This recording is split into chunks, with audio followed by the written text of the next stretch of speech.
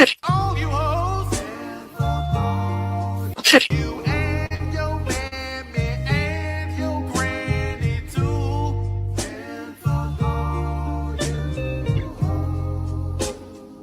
I'm sick of this shit. All you hoes don't give a damn what you wanna do.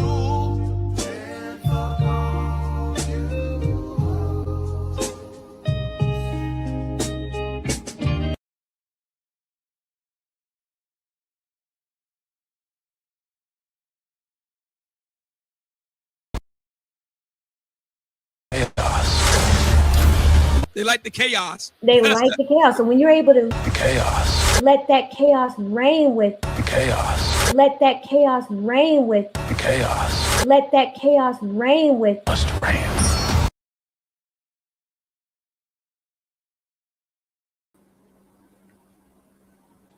All right. Welcome, guys. Welcome to a very unique and to cap off this so-called Black History Month. I am Chaos right here. Part 2, the long-awaited. Now, as you know, Oprah Winfrey has some back and forths with the one Mr. Black Authority, or you call the business, or JB. And in this one, we're gonna look at how this man unfortunately destroyed Oprah to the point now that he took us back in a moment of time when why Oprah and her team went so hard to try to remove any comeback from the eyes of new faces. So no further ado, let's begin. Fair use, enjoy, and with commentary. And please like the stream. Oprah Winfrey here.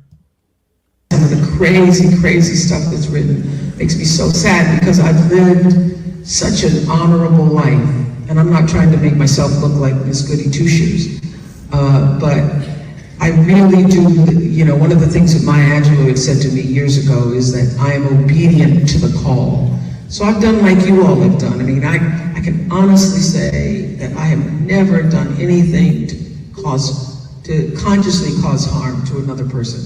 I can't think of one thing that I would have done in this life. And I feel that from y'all too, some good people in here.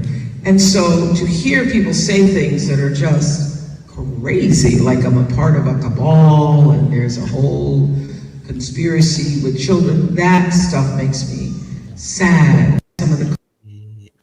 Oprah Winfrey is very upset. Now she's gotten very super sensitive. And the reason for this is because the final receipts on her life and her legacy are being written. I could sit here and do this all evening. I really could. I could sit here and give you literally dozens of examples of things. I could do it, but I won't. I'm actually going to keep this down. Well, I'll put it in layman's terms. He should, and unfortunately, JB did not want to. I have, me with Oprah Winfrey. I don't watch her content from what I remember. I'm most people that's watching this channel for the very first time, depending what age you are. If you are a Gen Z, particularly, you will not know who the hell she is. Depending if you're young man or young woman, or I think Gen Z is now the oldest now, just turned 31. This woman did damage for the eyes and the, I guess, esteem of Black people, particularly Black men. And because she was paid so well through these so-called white companies, which y'all know who I'm talking about, she did a number on the Black community that really a lot of Black people now that have mics don't have to work too hard to combat the nonsense what she has put out for nearly 30-something years, 35 years, I believe. Because when she got in this game back in 87 and ended in 2012. And lo and behold, for the last, I think, few months, I believe she tried to bring, she tried to make herself more relevant to the new faces, but for shorts, I don't think it's going to happen. And the reason why it won't happen because there are new people in the internet that's putting out more better information than what Oprah has been putting out for the last 30 years. Let's listen more. Let's go. And guys, like the stream. This is the vertical session, a live stream edition, not much cussing. If you like the show, hit the subscribe button. And if you feel inclined, could donate, support channel with a super chat or cash app. Let's go. Down to just a few so that it doesn't just really get way out there. But I'm just telling you right now, it could. And I'd be here all evening saying things. I'm just going to go ahead and keep this down to a few examples, just a few, because we could do this all night. But the things that I think stick out the most. First of all, if you're going to talk about her, and how she's lived her life and what the real problem is with her, then let's go ahead and start with spirituality. Let's go ahead and start there. If you go to Oprah Winfrey's website, this is what you'll see. If you go to her website, you see a list of, this is from her, Oprah.com, 7 of Oprah's favorite super soulful reads. Who does she name? Eckhart Tolle. You can go look him up if you want to.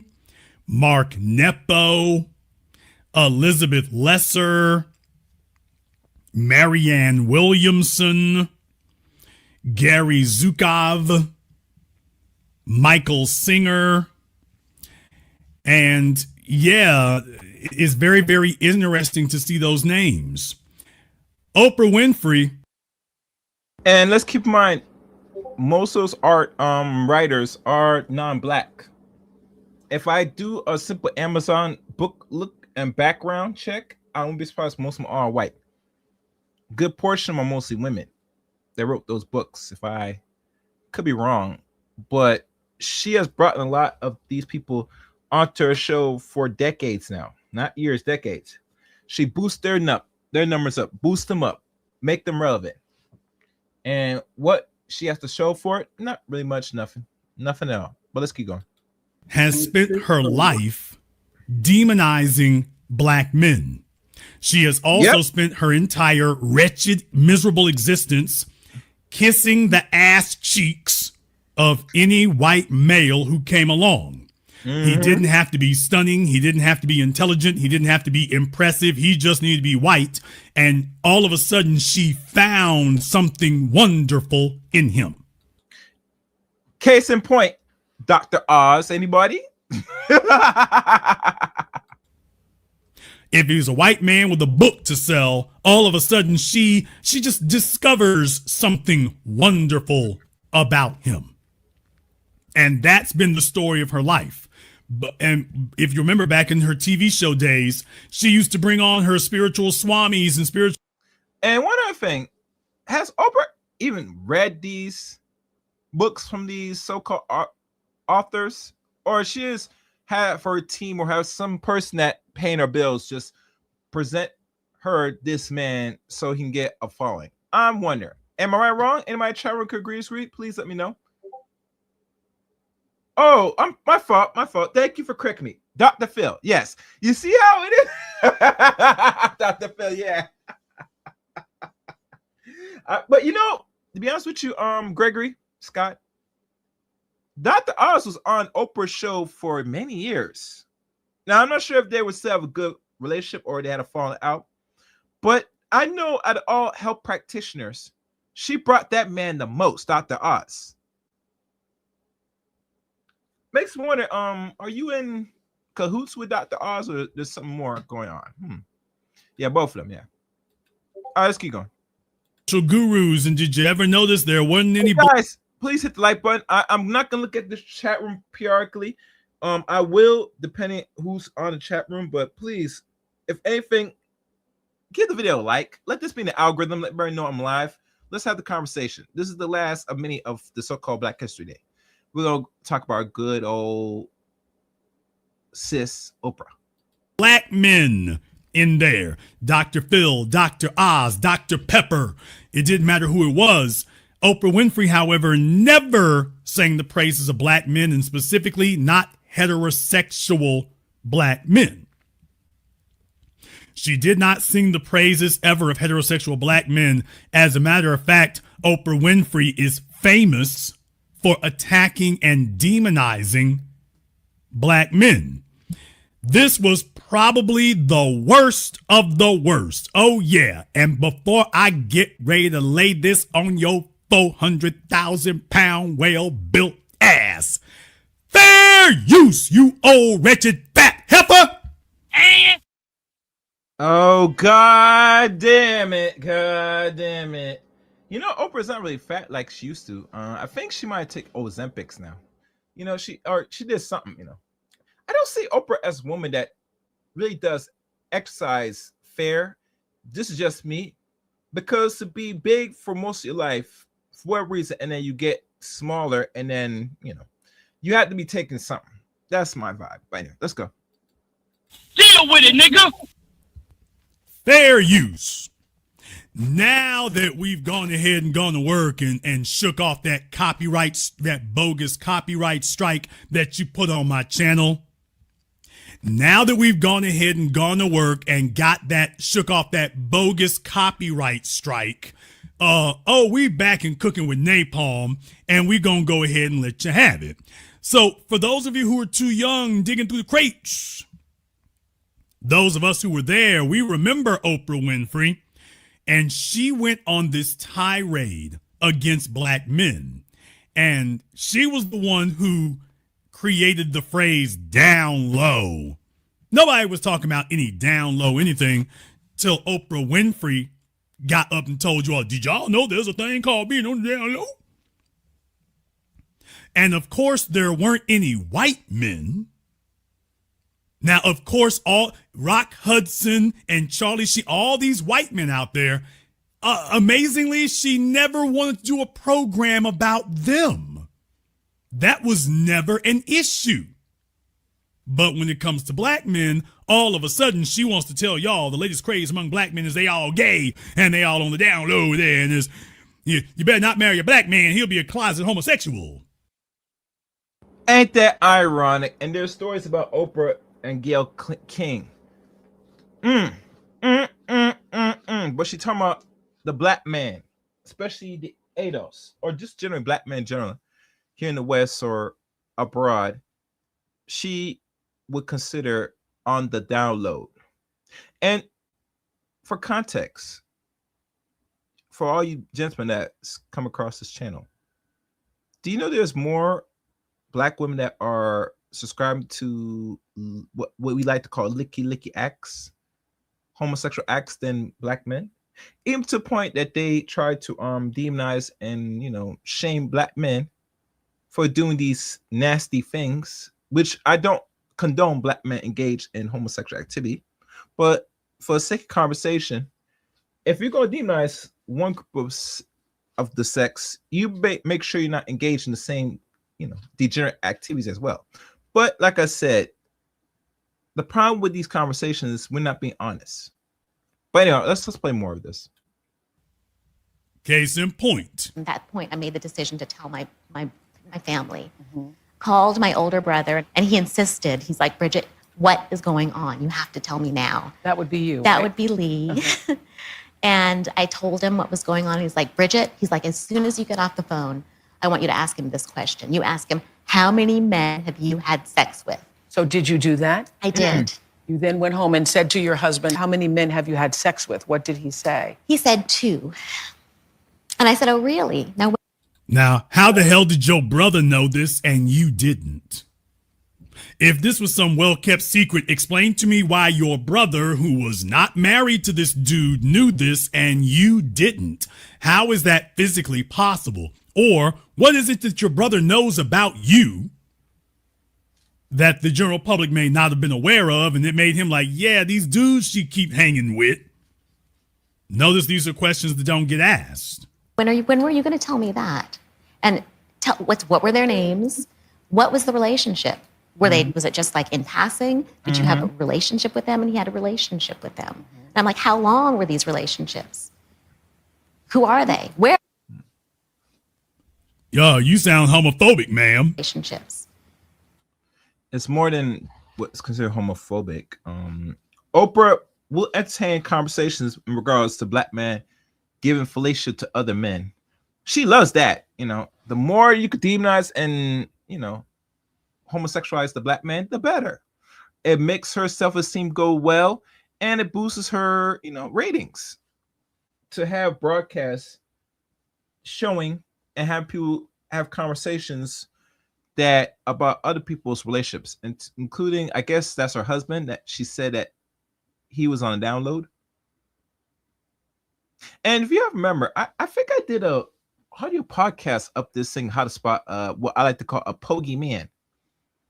And it's very simple nowadays. I'm not sure why this is such hard, but I know why most black men do it, because it builds their self-esteem, make feel confident knowing that the black man is effeminized and he moves so sissified that he will go as far as engage in relationships with another man. It's kind of sickening, in my opinion. Very sickening. And let's keep playing. Who are they? Where are they? Isn't this homophobic, Oprah? Mm-hmm. Hey, Oprah, by the way, weren't you one of the pioneers of homophobia? Yes, she was. Why does he have to tell you all this? Mm-hmm. This sounds hella homophobic to me, Oprah. Just saying. So, before we continue, I always like to show respect to what I see here. And like always, let me just do this. 1 second. I should have it on the cue, but you know how when I do these broadcasts, it varies. This goes out to you. Money. Show you the money. Show you the money. Show me the money. Show me the money. Show me the money.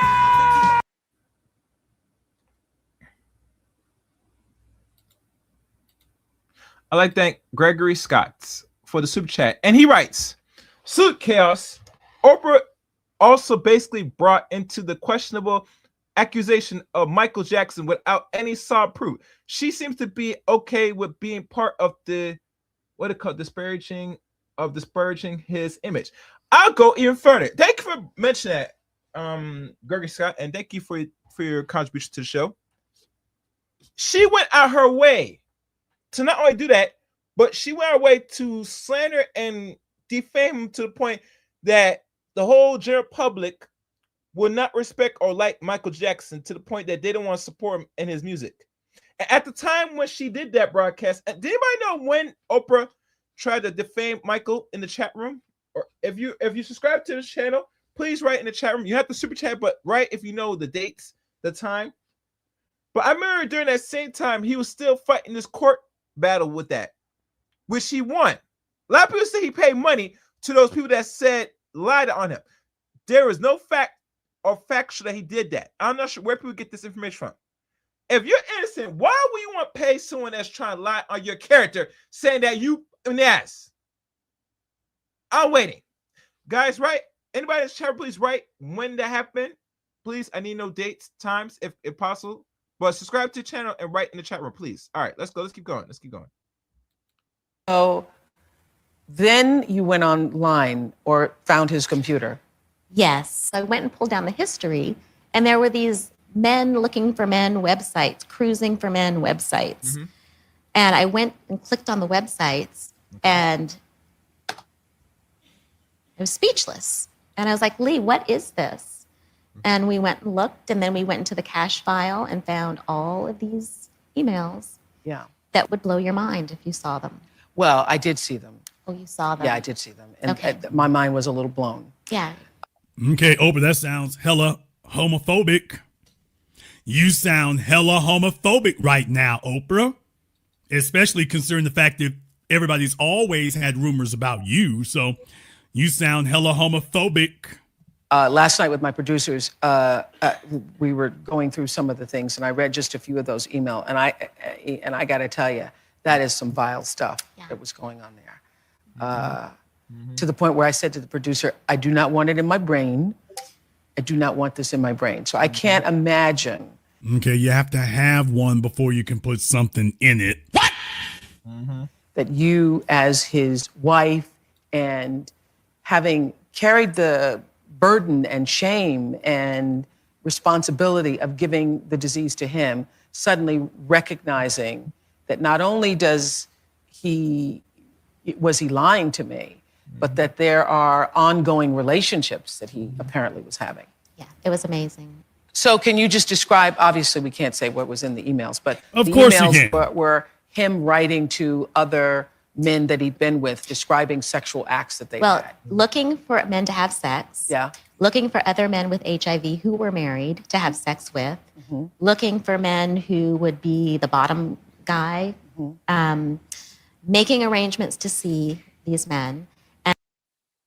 The bottom guy. That sounds very at the bottom.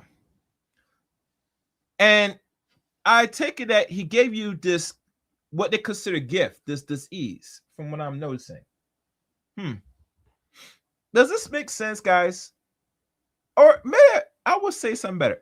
Do you guys believe that a whole lot of black women, or I think she's black, yeah, or known when a man is actually on the download? And if they knew, why they're entertaining men that are in the download? Let me hear from you out in the chat room. All right, let's go. And then talking about the end results. And So I know how I felt just reading. What did you do? Okay, what was vile about those things, Oprah?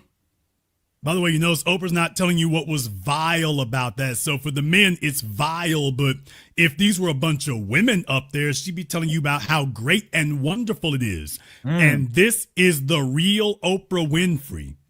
Yes. A disgusting, hateful, deceptive, duplicitous, venomous individual. And that's why she was chosen. For those of you who don't remember or don't know, or weren't old enough, Oprah Winfrey is originally from Mississippi. Every time you turn around, she tells you that she was molested as a kid and that moving to be with her father saved her life. Saved her life. She said it 1,000 times. Moving to be with her father saved her life. And she has had absolutely nothing but venom towards men, specifically black men, ever since. So moving to her father saved her life away from her mother, and yet she has been on a mission and a crusade to destroy black men ever since. Now, white men can do no wrong. Please remember that it was white men, white ranchers, who sued her. Oprah Winfrey's most perilous point was when she got sued by those ranchers who she was telling folks she would never eat beef again, and they sued her over that. Wait. So you're saying her father saved her from what? Her mother? Huh. Ain't this ironic? But you have a vitriol and disdain, hate for black men. Where did they do this at, Sway? Where did they do this at? I am confused. Am I the one, guys? I seem confused. It reminds me of another video. If I got the chance or time, I should play it. Of another young woman that's maybe in her 30s now, and she's doing, some naughtiness on the internet, right? She has somewhat of a similar story with her mother. Let's continue. Kind of want to hold you up. You want to talk about a kangaroo case? That was how she met Dr. Phil. Dr. Phil's pedigree was being an analyst, a psychological analyst, and they would use him to be able to judge what jurors should be on the jury if you were the defense. So Oprah Winfrey went all out paying for him. I mean, she didn't just have lawyers. She had a psychologist who would tell the lawyers, yeah, this is the person we want on the jury. No, keep this person off. That's how she met Dr. Phil, was during that case when she got sued by those ranchers. Oprah Winfrey has never shown those ranchers 1/50th of the venom that she has reserved specifically for black men. She didn't care what her father did for her. So when you're dealing with a screwed up psycho, just understand this is what you got. No, I'm not name calling. I am being anatomically and psychologically accurate. I'm being completely accurate. I would love to go on television and explain that to her if she wants to know, because she knows she has all the hallmarks. She has all the hallmarks of several personality disorders. She's got all of them. And nobody wants to talk about that. So Oprah Winfrey has basically become this disaffected individual. And Roger and Michael King, when they were deciding that they wanted to put out somebody nationally, they checked her out. They saw what she was. They knew that she had the mammy syndrome. They knew that she despised black men. And they said, we found our horse. Pardon the expression. And they knew that she was going to be worshiping them and that she would have nothing but rancor and venom towards black men. And that was exactly what she built a career on doing. That was why they hired her. That's why they got her. Don't believe me? You can look it up. And she created a template. If you wanted them to back you, that's what it had to be. Now, I'm going to go ahead and give you another one here because here's another one, by the way. Once again, Oprah Winfrey wants you all to know who's real. And of course, it's always black men. This is your chance to say to the world, were you lying to Terry about your sexuality all those 6 years? No, I wasn't lying about my sexuality. Is there anybody here who can't tell that this dude is gay right out the gate? He doesn't have to lie. How can he conceal it? What are you talking about? Were you lying? He can't conceal it. Is there anybody here who's fooled? Is there anybody here who doesn't know what they're looking at? As soon as he opened his mouth, pause. Is there anybody here who heard him just speak and oh man, he seemed like an alpha male to me. Girl, what you talking about? Don't believe them folks talking about he gay. You just heard literally, first of all, let me start over here again. Wait, before you do that, there's a particular video, and I wish I did a soundbite of this because it's funny. I'm gonna pull it for y'all so y'all can see what I'm talking about. But it reminded me of this particular segment here. Where is it? That's not it. I had to play this segment, guys. It was funny as hell. Is this the one? No, that's the next one. Damn. Here it goes.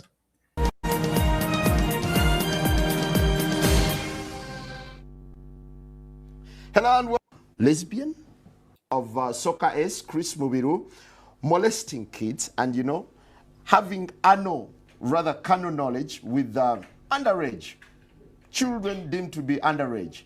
We bring in the studio this morning one of the gay rights activists, Mr. Should I call you Mr?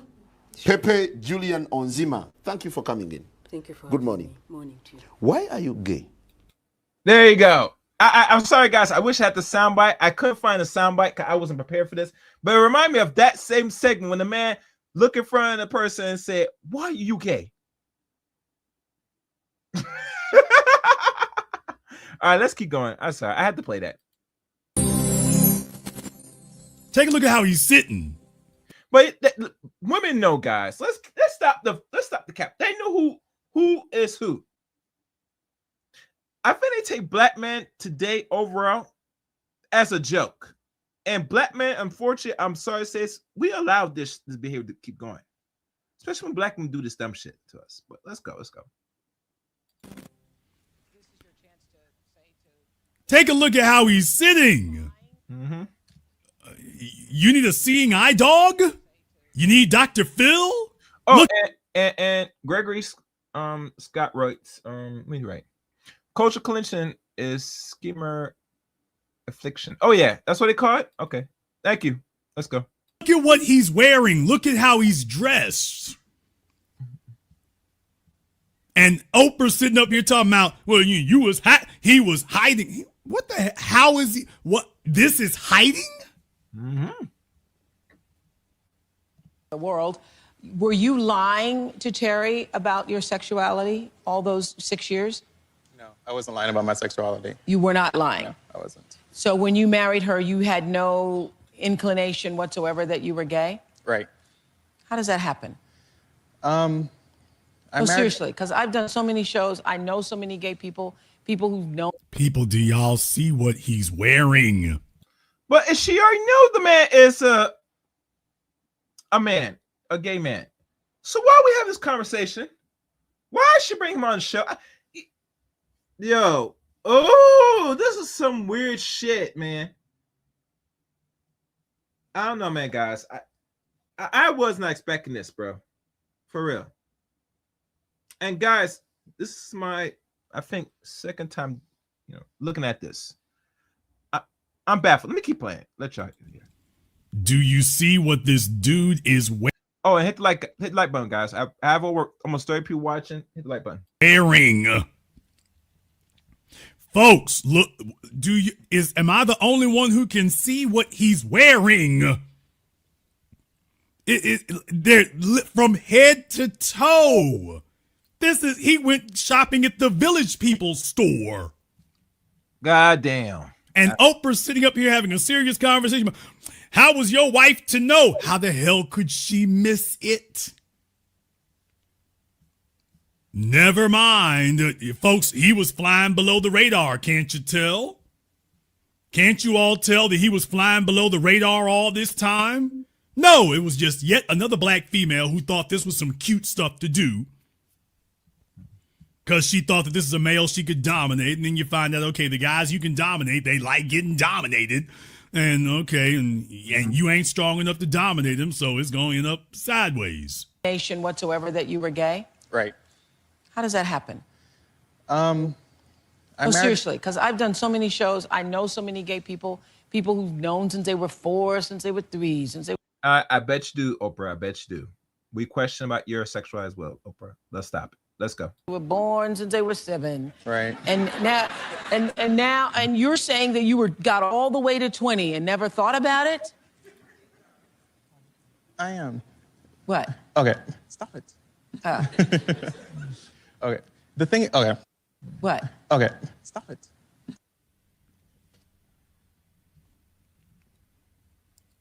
So, okay, you talking about he didn't know. Heifer, you didn't know? Yeah, you're talking about whether or not he knew. How the hell could she see this and she doesn't know? We're all watching this and none of us are confused.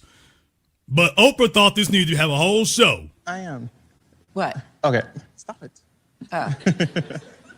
Okay. The thing. Okay. I'm from a culture where it's very conservative. Yeah. And we never thought about. Nigga, what? Mm-hmm. Folks, what the hell is conservative on this screen? What is it? Being gay. It's not a good thing in my culture. Just because of just the way of life, people look down on it, and nobody wants to be gay. And when I met Terry, I was a heterosexual. And I loved her for who she was, and I didn't love her for what she had. And I didn't. Wait. Did the man say when he met Terry, he now claims himself as a heterosexual? Oh my goodness! What the F, man? Black women, I have no answer. Guys, like the stream, man.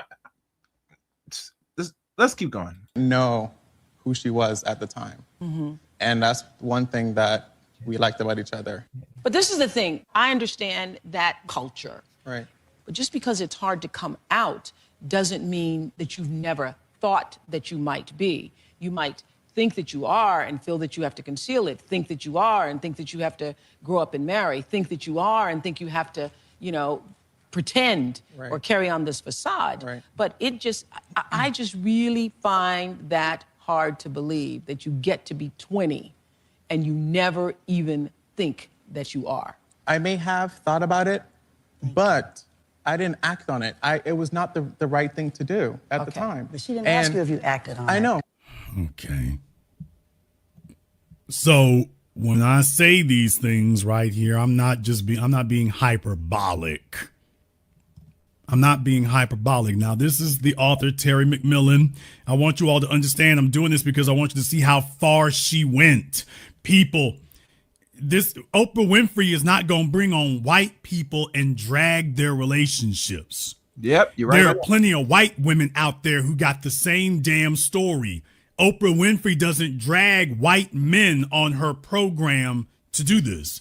The only white man that I've ever seen that she drug on her program, it was the dude. Y'all remember him? His book was kind of fraudulent about what he had done, and she made him come back on the program and grovel because a bunch of news outlets found out about it. But that's as close as she's ever gotten. You have never seen Oprah Winfrey drag a white couple on her program and make them do this dance right here. Oprah Winfrey cut her teeth and built her pedigree on this. And I'm just saying, this isn't even the actual Down Low episode. What? By the way, one more thing. This one and the other one here, these aren't actually from the Down Low episode. These are not actually from the Down Low program.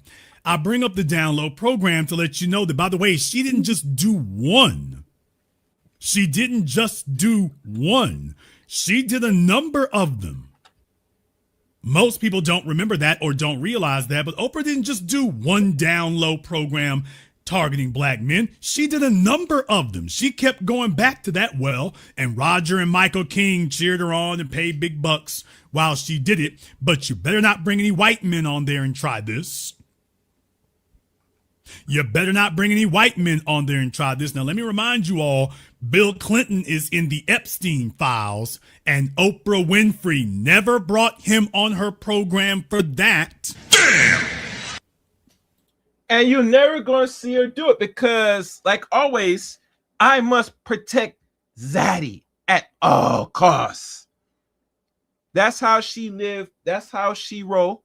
She will never out her goddamn mouth as long as she still exists on this earth. 72 years and counting since January. She will never tell. She will never define. She will never betray Zaddy. Let that sink in, black man. Let's go. Just a brief update. If Bill Clinton's in the Epstein files, how the hell did she miss this? Mm-hmm. You want to talk about men with sexual proclivities? She did not bring Bill Clinton on her program to drag him. She didn't bring George W. Bush, Skull and Bones. Y'all know the Skull and Bones Society. Allegedly, one of their requirements is that you have to divulge your sexual history, and some people say engage in that stuff in an all-male club. But she never brought George W. Bush on there to have that conversation with him. No, she didn't drag Monica Lewinsky. She didn't do any of this. She has reserved her hate and her bile and her venom specifically for black men over and over and over and over again. And it would have been nice if she had stopped at that, but she didn't. We all remember her little school for girls. And what do you know? The school for girls is a school for girls now with a bunch of women working at it. And what are the stories that came out within the first couple of years? Oh, they were over there molesting the little girls. Not the men, people. Not the men. This was not black men that they were talking about. So Oprah Winfrey has always been an anti-black male agent. That was what she was hired for. That's what she was set there to do. And as soon as she got money for it, that's what she did. She started financing that. She has a long and despicable track record of doing that. And what her goal was that she was going to mislead the children. That's what the goal was supposed to be.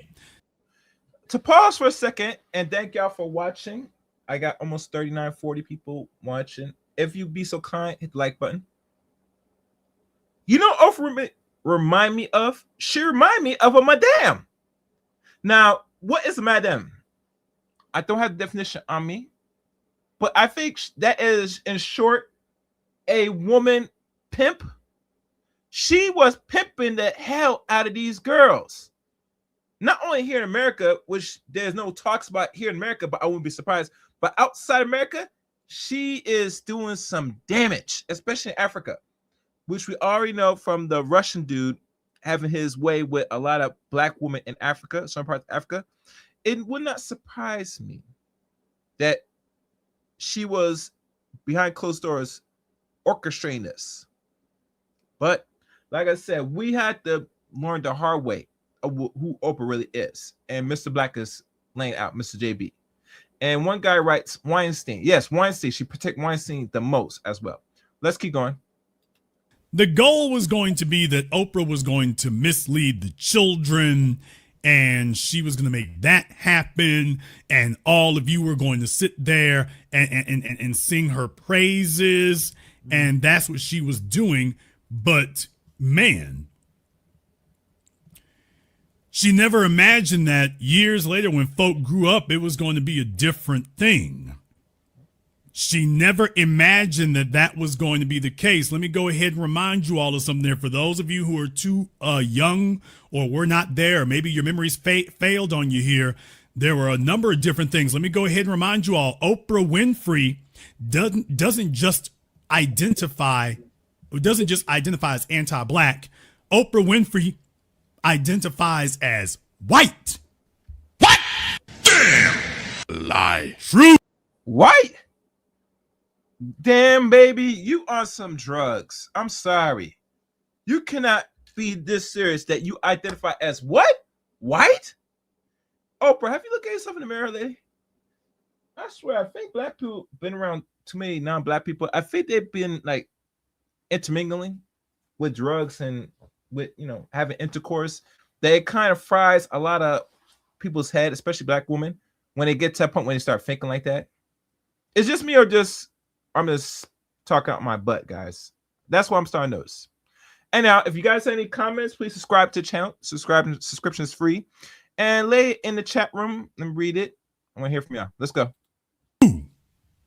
Need I remind you all that about this little gem right here?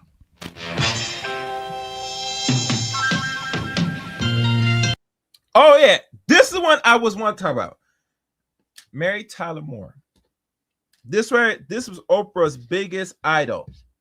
And I'm gonna go do a little short background in a second after this. But let's watch more of this. Who can turn the world on with her smile? Oh, the Mary Tyler Moore Show. Who can take a nothing day and suddenly make it all seem worthwhile? Well, remember that Oprah said that she always wanted to be Mary Tyler Moore and that she wanted to recreate. I love that show, Oprah, so much. I fulfilled a fantasy of mine. I tuned in every week just to see her. I want you all to hear this. These are not my words. I'm not putting words in her mouth. These are the words of Oprah Winfrey, saying that she wished that she was Mary Tyler Moore when she was a little girl, and that she went through the expense of having her people recreate the opening to Mary Tyler Moore's show so that she could do it, and you're going to see it right here. I'll make it after all. I tuned in every week just to see her turn the world on with her smile. I love that show, Oprah, so much. I fulfilled a fantasy of mine when we did a tribute here on this show to Miss Mary during a show we did call Hilarious Television Moments. And now this happens to be one of the favorite things. I mean, I've had a wonderful career in television, but this is one of the favorite, most fun things I've ever done. I cannot watch this enough. Take a look. Y'all have seen it before, but look at it again. Oh, we're going to look at it. Before you look at this crap again, let me look into the background of Mary Tyler Moore. Mary Tyler Moore was an American actress, producer, and social advocate. She was best known for her roles on what shows she used to know. Cause I want to give this. I'm giving context for those that don't know who she is.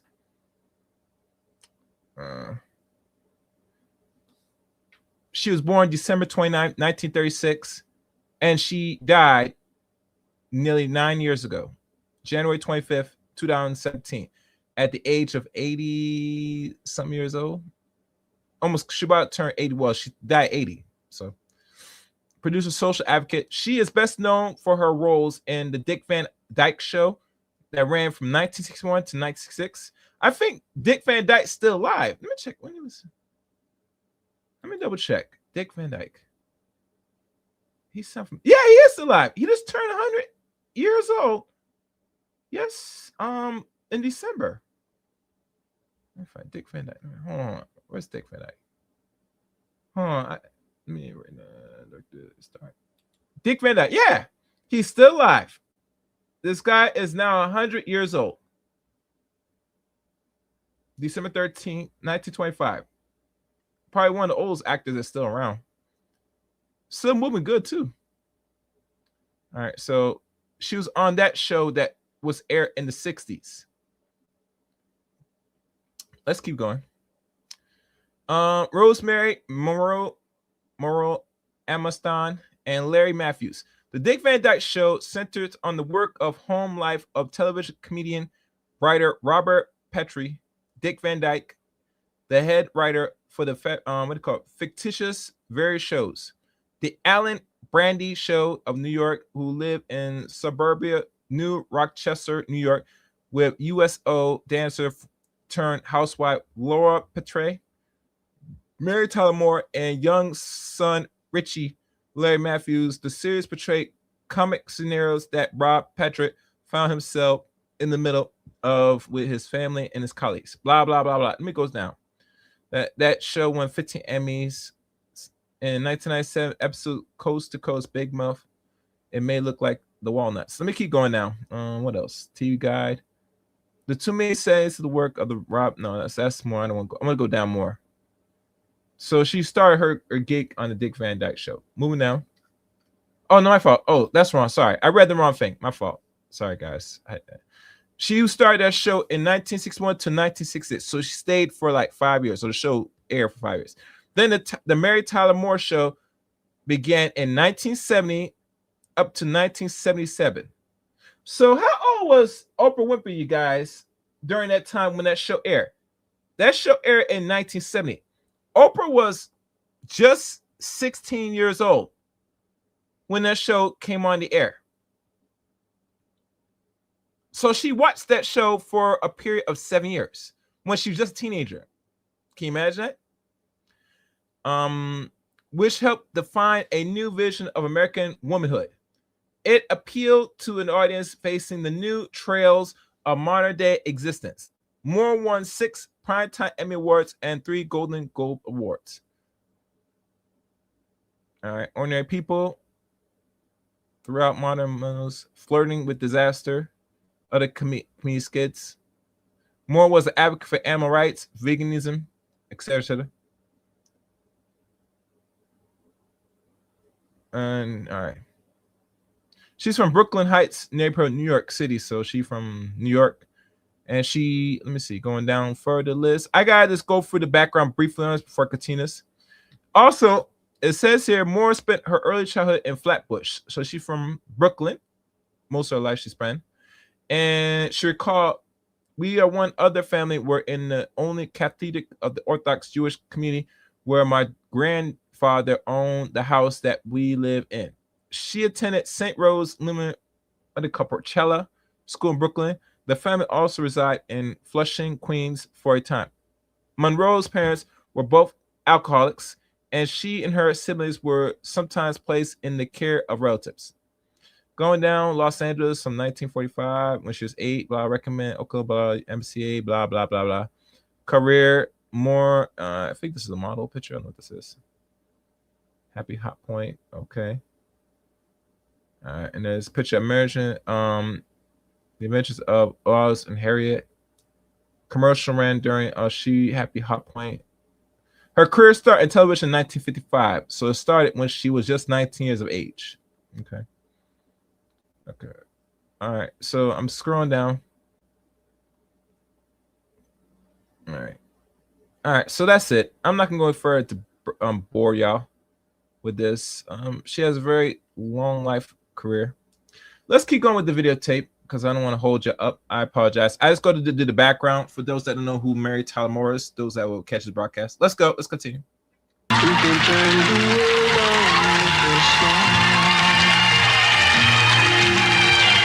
We can take a nothing day and suddenly make it. Oh, another thing, the people that know, when she had her own show, Mary Tyler Moore was just at the age of, if my math is right, in her late 30s or mid 30s when she had her own show. For those that didn't know, She was just in her 30s when she had her own show. So like around roughly 34. I could be right. Yeah. All right, let's go. All seem worthwhile. Well, it's you, girl, and you should know it. With each glance and every little movement you show it. Love is all around, no need to waste it. You can have the My fault. I think she was like 30. Yeah, 34. 34. I was right. Let's go.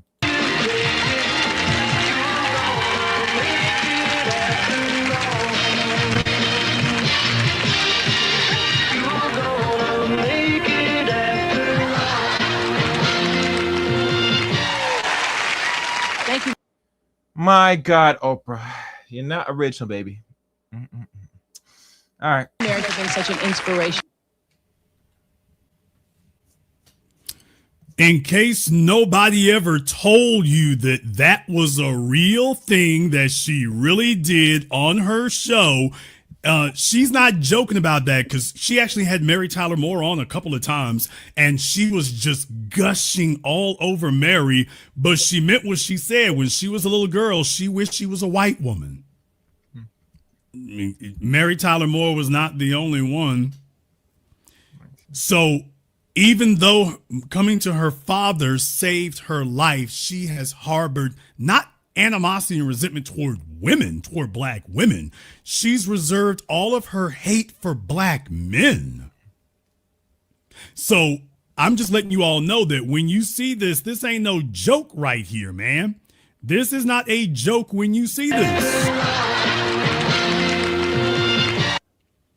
Roger and Michael King knew what they were getting. Roger and Michael King knew what they were buying. They knew her personality. The general public did not know, but they knew what she really was beneath the surface. And they just packaged her up. But in reality, yeah, this is what the hell it is. I mean, literally from the opening and everything, this is what it literally is. I mean, this is cringeworthy. It really is. It really is. Now, if you had when you put all of this, and maybe I'm just a hater over one thing. Well, Jason, I mean, it's just that all of her spiritual gurus are white. And, she did some down low episodes here. And, she did I Last Mary Tyler Moore. Okay, how many things are you going to dismiss and disregard before you start becoming irrational yourself? How many different things? How many points do I have to make here? How long does this laundry list have to be? Let me remind you again, Oprah Winfrey didn't have any black men that she brought on to her program and said she looked up to them. She got black males that she liked, or they were celebrities in Hollywood. And you all know about your quote celebrity friendships, but Oprah Winfrey can't stand black men. Unless you're a black man that she feels like she can demonize, impugn your character, you're weak, you're effete. Well, that's a black male in name only that you can stick around. Well, yeah, because she's in the dominant position. I'm not going to rag on Stedman Graham for too long. You already know the deal there. Stedman Graham has never been a threat. He has never been a threat socially. He's never been a threat financially. He's never been a threat physically. What? He's never been a threat. What Oprah Stedman been living off of her.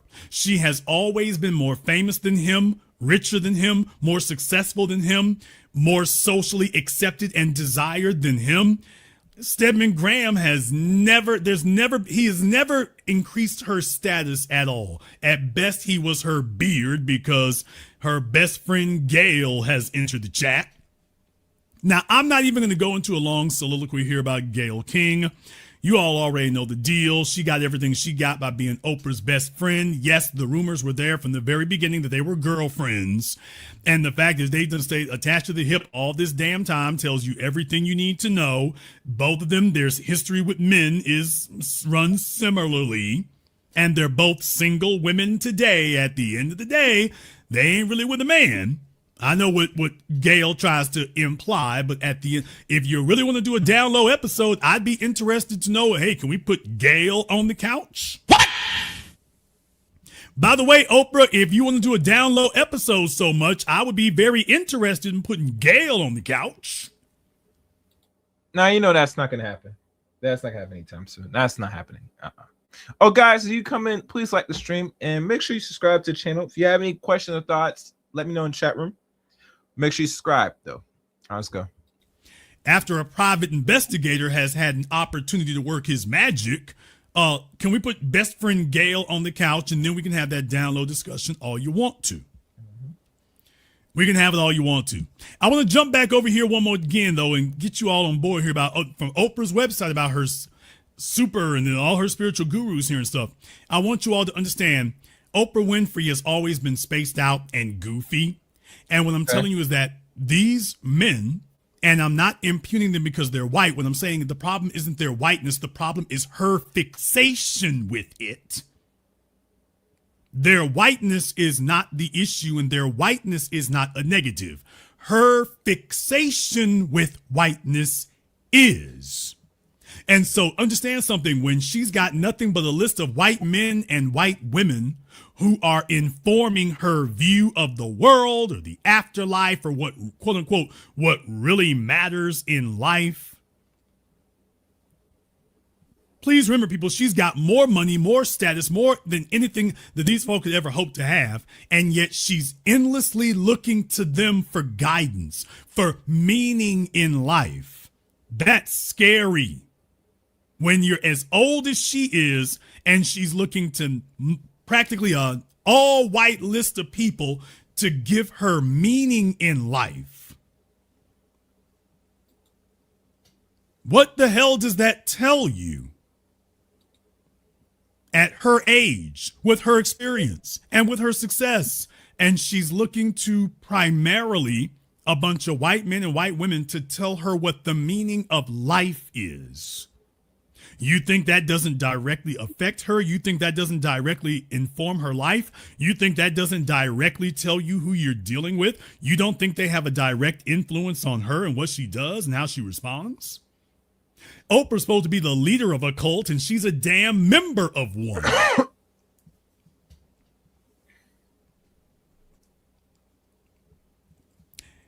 What Oprah Winfrey did not like, oh yes, I'm going there, you bulbous croissant-built heifer. What Oprah Winfrey does not like is the fact that when it was time for me to go ahead and talk about her, and, you know, we could have done this the easy way or the hard way, Oprah. You chose the hard way. That's perfectly fine by me. Oprah Winfrey did not like this. Now, you all can go back and check on that program I did about She Lied to Your Mothers. Oprah Winfrey did not like this. She didn't like the program I did about this because I put it in this proper context. Oprah's on YouTube now. And what she's done is gathered together a bunch of post-wall, past middle-aged females, and she's corralled basically her old audience. They used to be young women. These people used to be young women in Oprah's audience. They no longer are. They no longer are. They're now just a bunch of old chicks. Let me go ahead and pop it back on the screen. They're just a bunch of old females now. This is what they looked like back then. This is what they're looking like now. And Oprah Winfrey was devastated when I did my video because I simply pointed out that, by the way, now they're all older and single and postmenopausal and arthritic and hanging with Oprah. All that did is Oprah was sitting here at the finish line waiting for all of you to screw up your lives, screw up your families, piss off the men, run them off so that she would have an audience full of company in her declining years. Kind of like the pharaohs of old, although I do hate to compare her to the pharaohs. But you all remember the pharaohs. If you were the pharaoh's servants, when the pharaoh died, you got locked in the pyramid with him. When the Pharaoh died, they sent all of his riches, they sent all of his treasures, they sent all of his servants. So you see, the Pharaohs were determined, if I'm going to die, I'm going to have company. Well, Oprah's on that. After all these decades, she should have an audience. At this point, people, her audience, I'm talking about with the pull and the reach and the magnitude and the wealth that Oprah Winfrey had when she was in her prime. She should have nothing but armies and battalions of women who are thrilled with their lives, who are excited about their lives, who have nothing but great, wonderful celebratory stories to come back and tell you all these decades later, and they don't. From her best buddy Gail to anybody who was in her audience, it's all a damn freak show and a horror show. They've got nothing but horror stories to tell, divorce stories to tell, divorce lawyers that they've gotten personally acquainted with.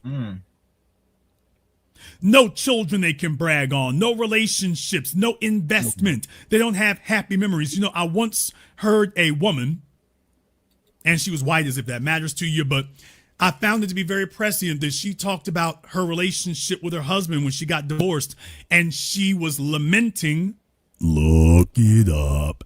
She was thinking in a somber tone about the fact that everything that mattered about their marriage, she was able to, when they got divorced, she was able to put it all in a shoebox. And she said, like 20, 25 years of marriage, and it all comes down to this shoebox. How the hell are you married to a man for 2 decades, 2.5 decades, and basically your marriage can be contained in a shoebox? Oprah Winfrey is ecstatic because she's been sitting on the sidelines hoping and praying it doesn't work out for you so that she will have plenty of company, because she knows it's never going to work out for her because it can't. And she was devastated and angry and upset that I simply came out and told people the truth, that what you see on your audience, this is the failed female Sisterhood of Failure family reunion. That's what you see on your screen. That's Oprah Winfrey's show on YouTube now, is the failed family reunion. They should all be coming back. I'm talking about pats on the back and talking about how great life is, how lit it is, how wonderful it is, all the great experiences they've had. All they can talk about now is what they've lost or what they're in the process of losing. But guess who? Oprah's still there. Yeah, your life is in the damn dumpster, but Oprah's still there. Yep. What do you know? She's sitting right there just as single and miserable and dejected as ever. And she wants to catch up with you all about how miserable and terrible your experience is. And so she put a copyright strike on my video because I wanted to catch up with folks and have a talk about that. That was why she put a copyright strike on my video. She ruined your moms. And so just a couple of days ago, the copyright strike got lifted. But I need to remind you again, that wasn't a copyright strike that came from somebody else. That was a copyright strike that came straight from her, straight from her people. That was from them. And for what? There was nothing in my video that violated copyright. There was nothing in the video that violated anything. So she just did that because she was salty and angry. They violated YouTube's terms of service, which of course YouTube lets folk do. The system is not broken. The system is working exactly the way they wanted to. And she targeted my channel for that purpose. So if you all want to know why it is you haven't been able to see that video now for almost 2 months, it's because Oprah put a copyright strike on it. And I want you all to understand something. When I disputed the copyright strike the first time, Oprah, they auto-rejected it. What? People, you know, on YouTube, when you dispute the copyright strike, this is what they have a person. Folks, I'm talking about when I challenged the copyright strike, they immediately rejected my first one. I'm talking about as soon as I submitted it, literally 2 minutes later, it got auto-rejected. And when I say auto-rejected, I mean it literally says auto-rejected. They were just like, yeah, we don't even want to talk about it. So I had to go back and keep doing it. And finally, they had a person sit up and say, okay, Oprah, you on that bull jive, but if you're going to do something, show us proof you're going to make a move on it. And to one thing to add on, copyright is very tricky when it comes to YouTube. I've noticed personally. I think what Direct YouTube is trying to do, they're trying to be fair in a way, but they're going to start limiting people with doing the copyright thing in the long term, because the whole premise of YouTube is to have videos on their platform, right? The videos are good quality or just downright horrible videos. And people don't know that most content creators, I mean, besides myself, I mean, you can put me in that same boat. I do reactions more than anything else, but years ago, I was not much reacting there. I usually had like guests and, conversations for the last couple of years up until recent, And what I've noticed is, a lot of people don't know that usually how things supposed to go here is you try to bring something different in regards to content to YouTube. Now, normally that goes with using videos mostly, but I'm not gonna. But anyhow, let's move forward. Kind of want to hold up more of this, and this is a long stream. I'm gonna try to go as much as possible with this. I'm not sure I'm gonna cover all of it, but I'm gonna try the best I can. All right, let's go. what do you know, people now? And by the way, I would be thrilled to have that. My attorneys have always said, don't invite a lawsuit. I'm not inviting one. I'm just saying I ain't scared of it. I know I'm going to win that one. I would love to get Oprah Winfrey under deposition. Damn! Oh, Oprah, anytime you want it, baby, we can do it. Pause. I would love to have Oprah under deposition. If Oprah wants to make a legal case of it, I'm just telling you one thing, Oprah, you thought them ranchers were tough to get off your ass. Oh, I would love to have you under deposition. We can do that. We can do that. Everybody wants me to make a public debut. I'll make the public debut for that one. I'll make the public debut for that one. So if she really wants to press the issue, we can do that. We sure can. But Oprah, I would love to have you under deposition. I ain't chasing a lawsuit. I'm just telling you I ain't scared of it. But so anytime you want to start this deposition, baby, let's get it on like Marvin Gaye. Pause. Pause that. But I don't think you really want it. I don't think you do. I got a sneaking suspicion and you're not really that serious about a slap lawsuit, which is what that would be. You're upset because you didn't like something you heard about your funky, lonely, ugly, fat, out of shape, stupid, dejected, failed ass. And deal with it, nigga. Yeah, the first 30 minutes of the video, that's for all the folk on YouTube in general, because it ain't clickbait, so I've gone ahead and gone through all that right there. So for those of you who did not know and weren't up to speed about it there, that's who the first 30 minutes were for. Okay, we passed that part right now. Now I can get into the monologue part of it. Now we can get to the monologue part of it. You can go Google everything I said. If I'm wrong, you can go Google everything I said. But I do want to talk about this damn bison-built heifer sitting up here throwing around copyright strikes because you didn't like what you heard. What that demonstrates, Oprah, is, and I know you are still watching and listening here, you bovine-built broad, and that's why I want to go ahead and lay it on you here. What you're upset about is you're not accustomed to hearing the truth. You're accustomed to people lying to you. You love it to lie. You know what they're saying isn't true, but you want them to play along because your pathetic ass can't actually handle reality in any dimension. So you demand, first of all, you ask people to lie, then you encourage them to lie. Now you're trying to demand that they lie to you. And if they still won't, then you're going to try to strike down anything that you don't like. So you hear somebody tell the truth, you can't argue against it, so you put a copyright strike on me so that you can silence me. And I just sat back. I didn't sit up here and light into you for the last couple of months. I'm just like, I know how this is going to end. I'm going to wait till the video gets back up. And once the video is back up, I'm on your ass. And so this is where we are today. Oprah, if you actually had good news, baby, you would have a laundry list of females on your program and you'd be talking about how great it is. Here's the problem. The only females you would talk about on your program, how great it is, would be the lesbian ones. You would never promote black females getting along with black men and having wonderful, fulfilling lives. You would never do that. So I'm never scared that you're going to have that program because I know that program is never going to happen because you took a look at your pathetic, miserable, disgusting existence and you never had it.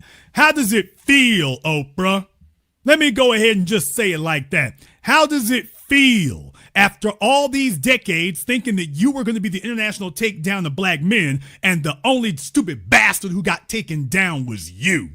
That you were never able to shake the rumors about Stedman. Stedman never became a status symbol. Stedman never became desired. He never became Denzel. You loved sitting next to Denzel, even though you hate black men. Well, Stedman could never be Denzel. He ain't got the right stuff. It was never going to happen. He might be able to hang out with Terry McMillan's ex-husband, but he's not going to be able to hang out with the real men. How does it feel to have spent decades and that was the best you could do?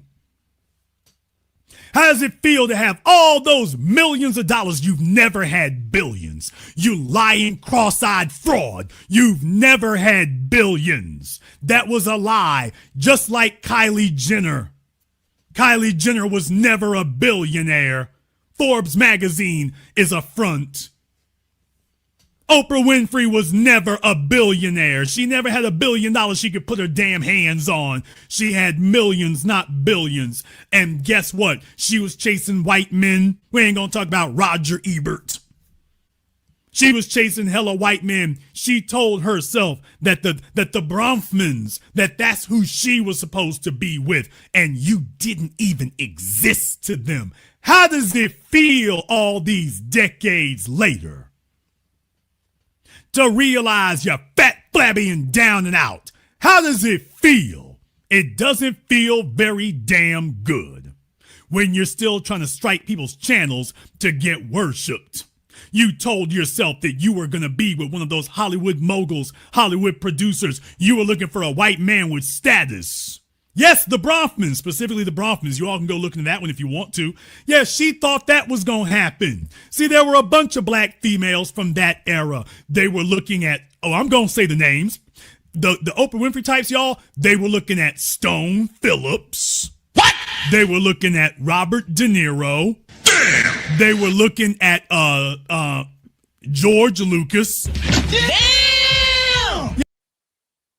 Oh, hell no, George Lucas.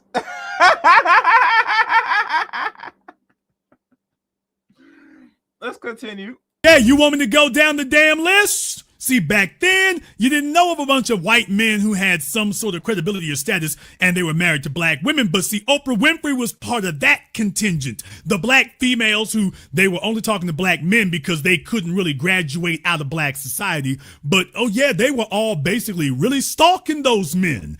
Every white man with any status who had a black wife, they said, eventually my ship gonna come in.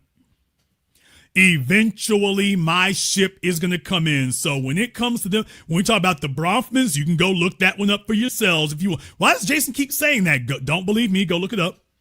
Don't believe me, go look it up. So from the Bronfmans to De Niro to Lucas to Stone Phillips, for those of you who remember Dateline NBC. Yeah, those were the folks who, the carrot on the stick. Oh, maybe one day I'll get to do that. Maybe one day I'll get to do that. And Oprah Winfrey was telling herself that at some point she was going to get that phone call. Why wouldn't she? Why, after all, she was the most quote unquote successful, richest black woman in America, in the world, in the cosmos, in the omniverse. Nigga, what? So, of course, she felt that she was entitled to the treatment that Ivanka Trump got. And Melania Trump, she felt she was entitled to that, and that at some point that was going to come in, and she was going to be able to step out of the limousine and have a man she's great, and she got a man bigger than her, and oh boy, they're going to be the ultimate power couple and fulfill that Mary Tyler Moore fantasy.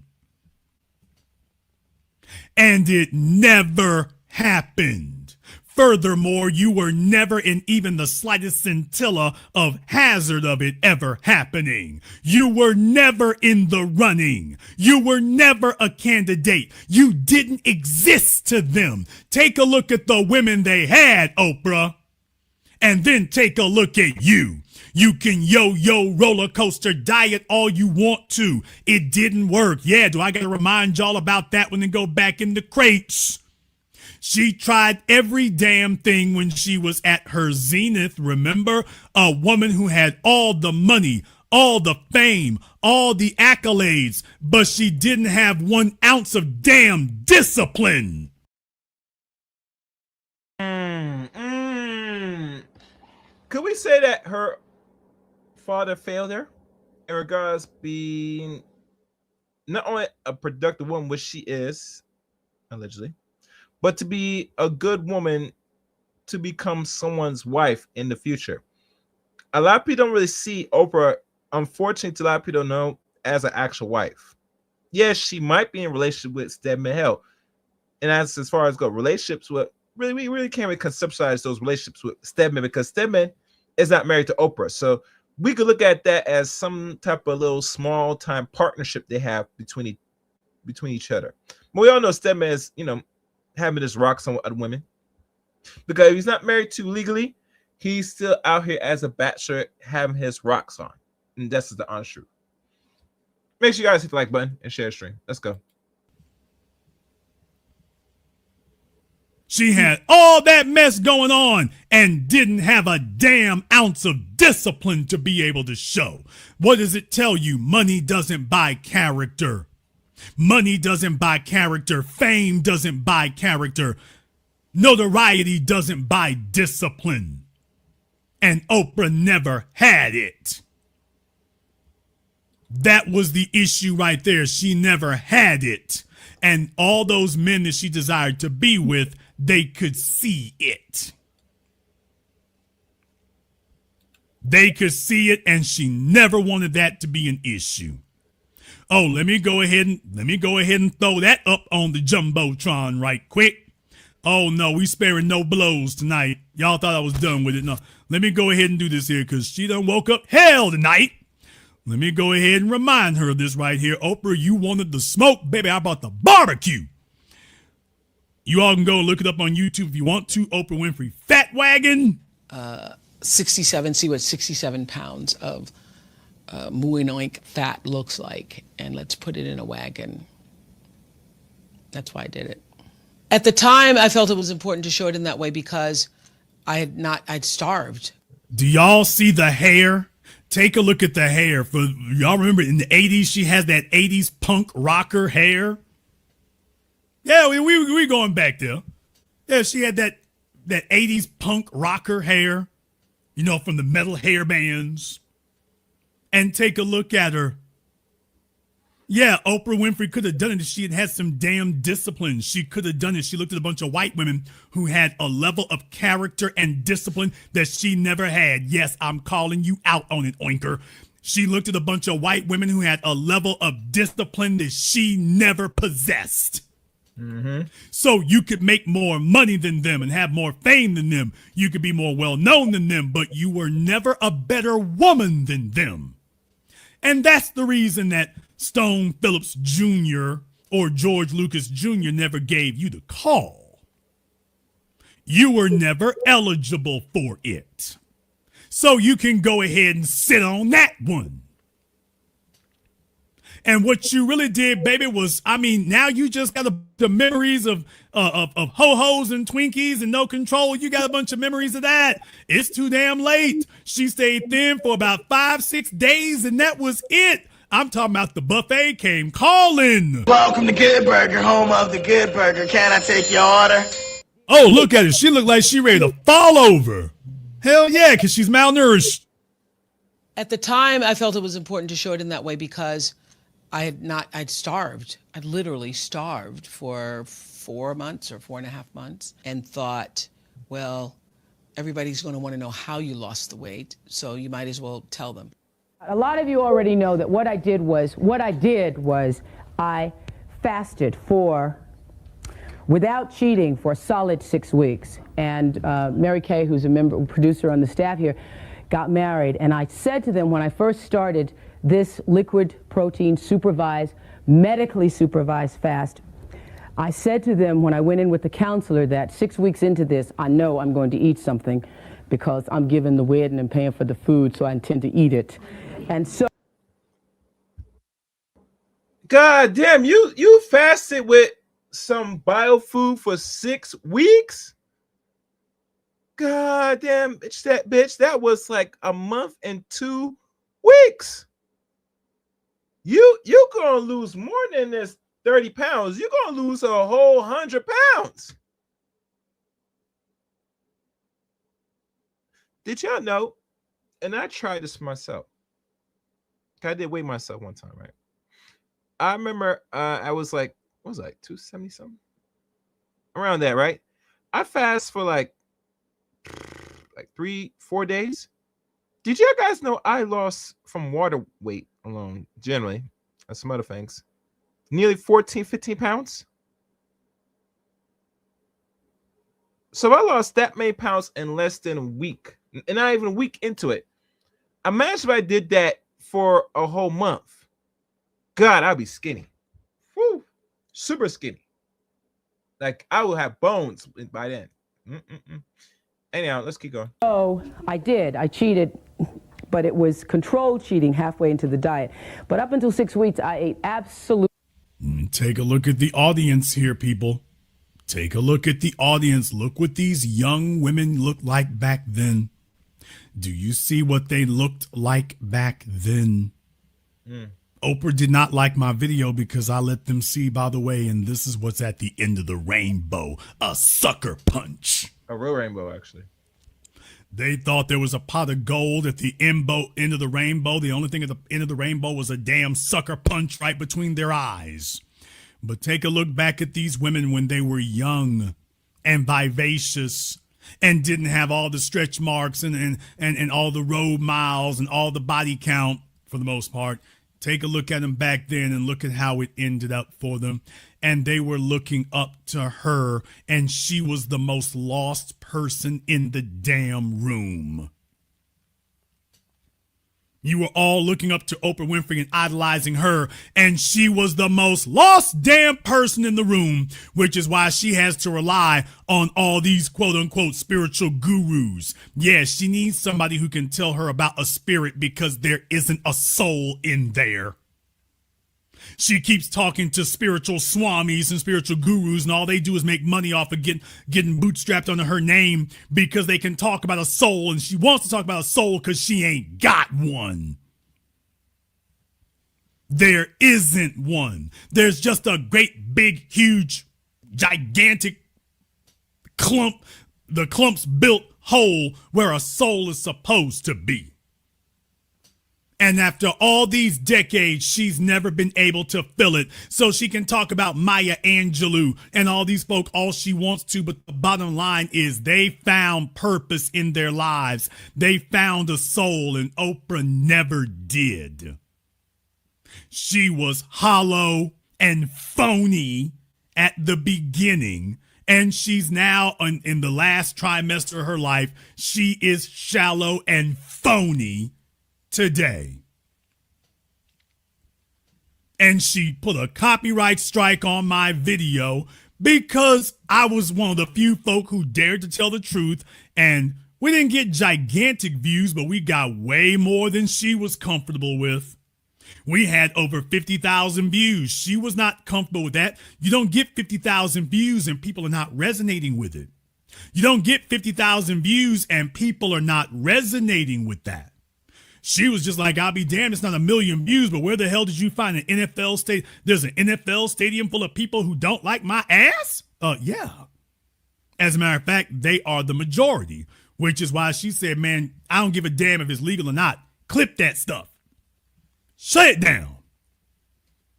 And so they filed a phony copyright strike on account of the fact that they actually heard some things they didn't like.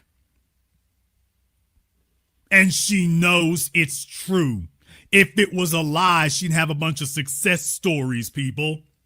If it was a lie, if what I said was phony and false, she would have a bunch of damn success stories. Why doesn't she? If she did, she should be able to tell you what it is, but she can't. She can't. Folks, I got a couple of questions here for you for these women who hung out with Oprah all those damn years. For those women that she got seen with all those years, we gonna run down a damn list for y'all right quick. Oh, Oprah didn't want me to do this, but we fired all the way up. Hey, y'all, where's Gayle King's husband? Damn! I mean, at this age in their life, where's the husband at? Where is it? Hey, Oprah, where is Terry McMillan's husband? I mean, we know who was the husband. I'm talking about today. Where's Terry McMillan's husband today? After all these decades that she was sitting there on your couch, if your couch is not a toxic, radioactive waste pit of failure, by the way, where's Terry McMillan's husband? Y'all want to go Google that for me right quick? Anybody want to go Google that for me right quick? Anybody? How about Mary J. Blige? Damn! Oh, man, you thought I was going to stop with the names you already heard. No, do you really want me to go ahead and do this? Because I'm going to do it. You didn't really want me to go here with it, but I'm going there with it. By the way, Mary J. Blige's husband, I'm going back over the names of all them folk who were on her show. They was all booed up for years, like, oh, damn, Jason, you going there with it? This list about to get long. If Jason's going to go here with it, this list about to get long. Mary J. Blige is 54 years old. 54 years old. By the way, oh man, they don't want to go there with it. They really, really don't. By the way, as you know, make sure you guys subscribe to the channel. You guys chat away in the chat room. If you can do, and please, if you're gonna be in the chat room, please be reasonable and respectful as possible. For God's sake, I mean, I ain't gonna police the chat room, but make sure you lay out some, that people can read as we're going through the stream. Oh, if you're not subscribed to the Chaos Rain Show, I'm not sure what y'all waiting for. Hit that subscribe button and make sure to turn on the top bell for notification for uploads and live streams here on the Chaos Rain Show. That lady with that fro, I mean, it doesn't really suit her though. I don't like that. Yeah, that hairstyle. All right, let's go. Hey, where's Halle Berry's husband? She got a husband because she been messing around out there. She got a white husband one time, but didn't work out. Hey folks, where's Halle Berry's husband? I'll wait. Want me to keep going? I will. Where's Mariah Carey's? Damn! Oh, folks, we can do this all damn night. If you really want to do that. Hey, Oprah, you didn't want me speaking on your name. Oh, I'm going to speak all over your funky ass name tonight. All your old gal pals from the old days, by the way, what do any of them have to show for it? Mm-hmm. It seems being next to you is radioactive and toxic. But if y'all want to go down the laundry list of females that she used to run with, you want to go ahead and do that?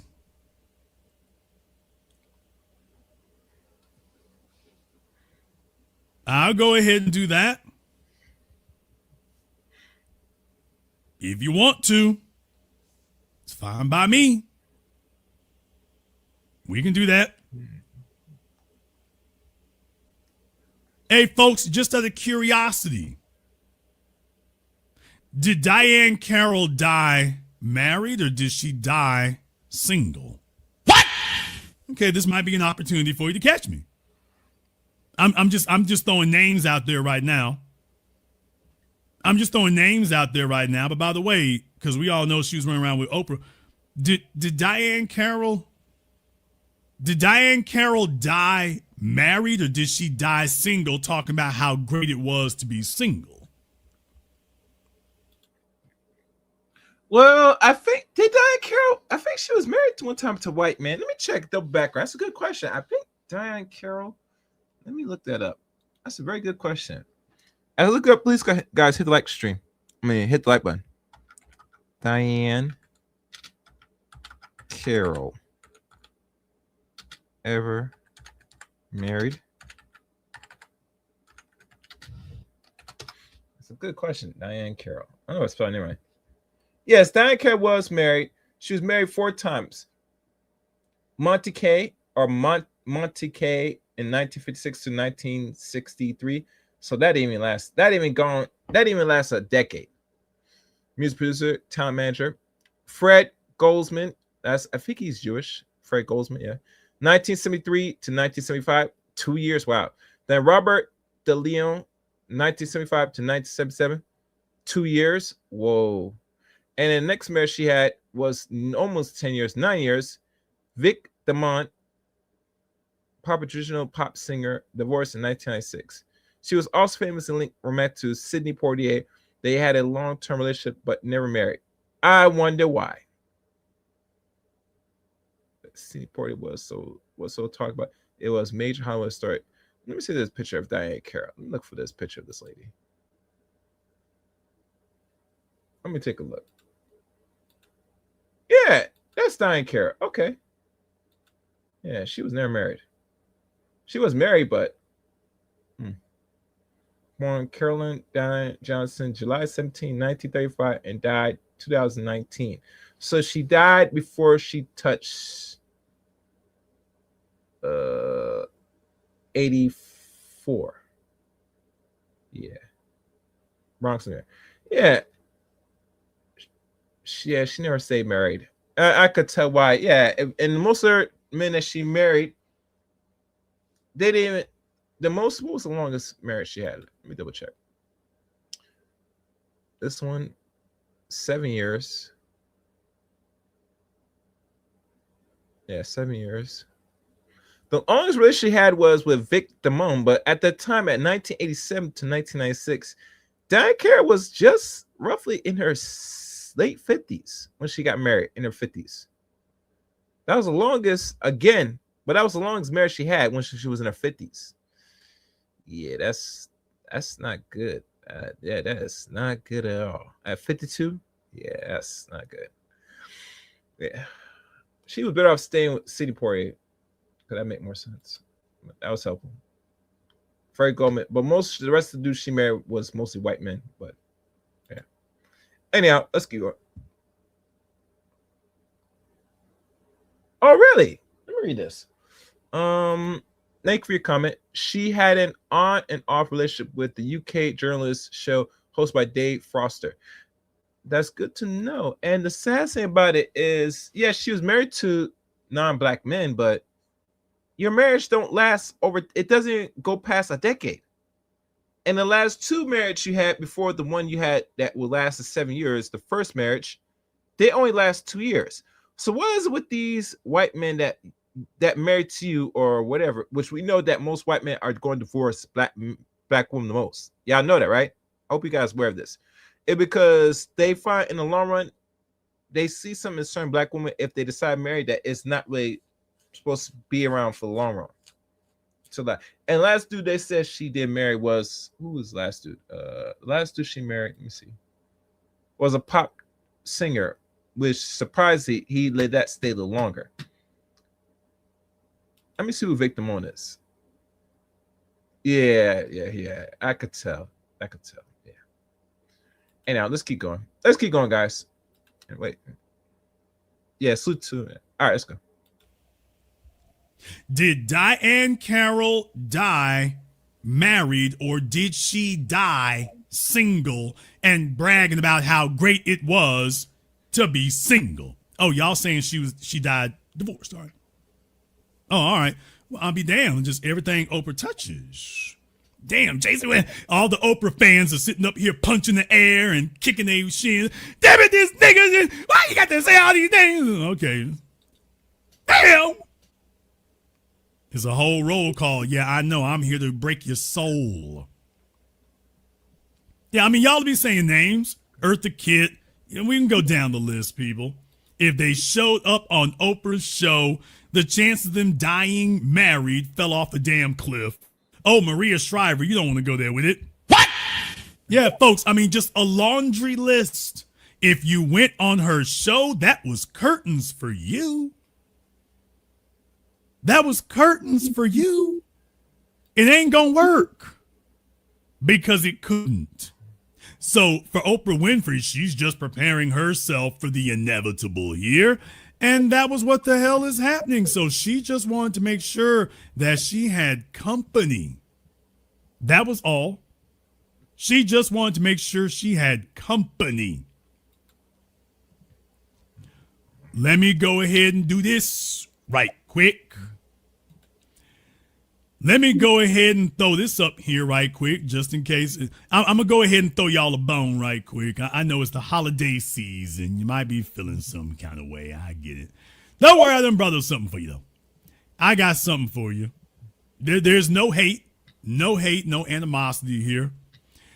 So for those of you out there, you want a bone, you got the lame dudes out there, and they think they're going to go ahead and light it up for you, but they're really not. It's really not going to work for them. All right, let me go ahead and throw this up here for you right quick. Like, Jason, you can let her go, man. She's already down and out. Nope. No, she wanted the smoke. That's all it's going to be, is nothing but smoke. That's all it's going to be now. She should have just gone ahead and left it the hell alone. She should have just gone ahead and just admitted, hey, he got you dead to rights. You just going to have to take this damn whooping. She couldn't stand that there was somebody out there who would have the audacity to tell the truth about what was going on. You want to know what happened to Oprah Winfrey? You want to know what her life was? You want to know why it is you could have been able to predict this decades ago? Damn! Yeah, folks, this is not AI. This is a real picture. This is not AI. This is a real picture. Yeah, Oprah been kicking it with the dogs. She been doing that. Oprah been kicking it with them mutts. And I ain't talking about doing it small neither. That did not surprise me, people. That did not surprise me. You know, when you get at some point in life, most human beings have affinity to have pets around as a compensation, so that way they're not alone. Because from what my understanding, we do want companionship. We do want to be around something. And I think in the case of women, especially black women like Oprah, they need to be around pets so that way they don't feel entirely alone. So it makes sense that she has, how many dogs she got? 1, 2, 3. Like 3 dogs. Some look like poodles. So all right, let's go.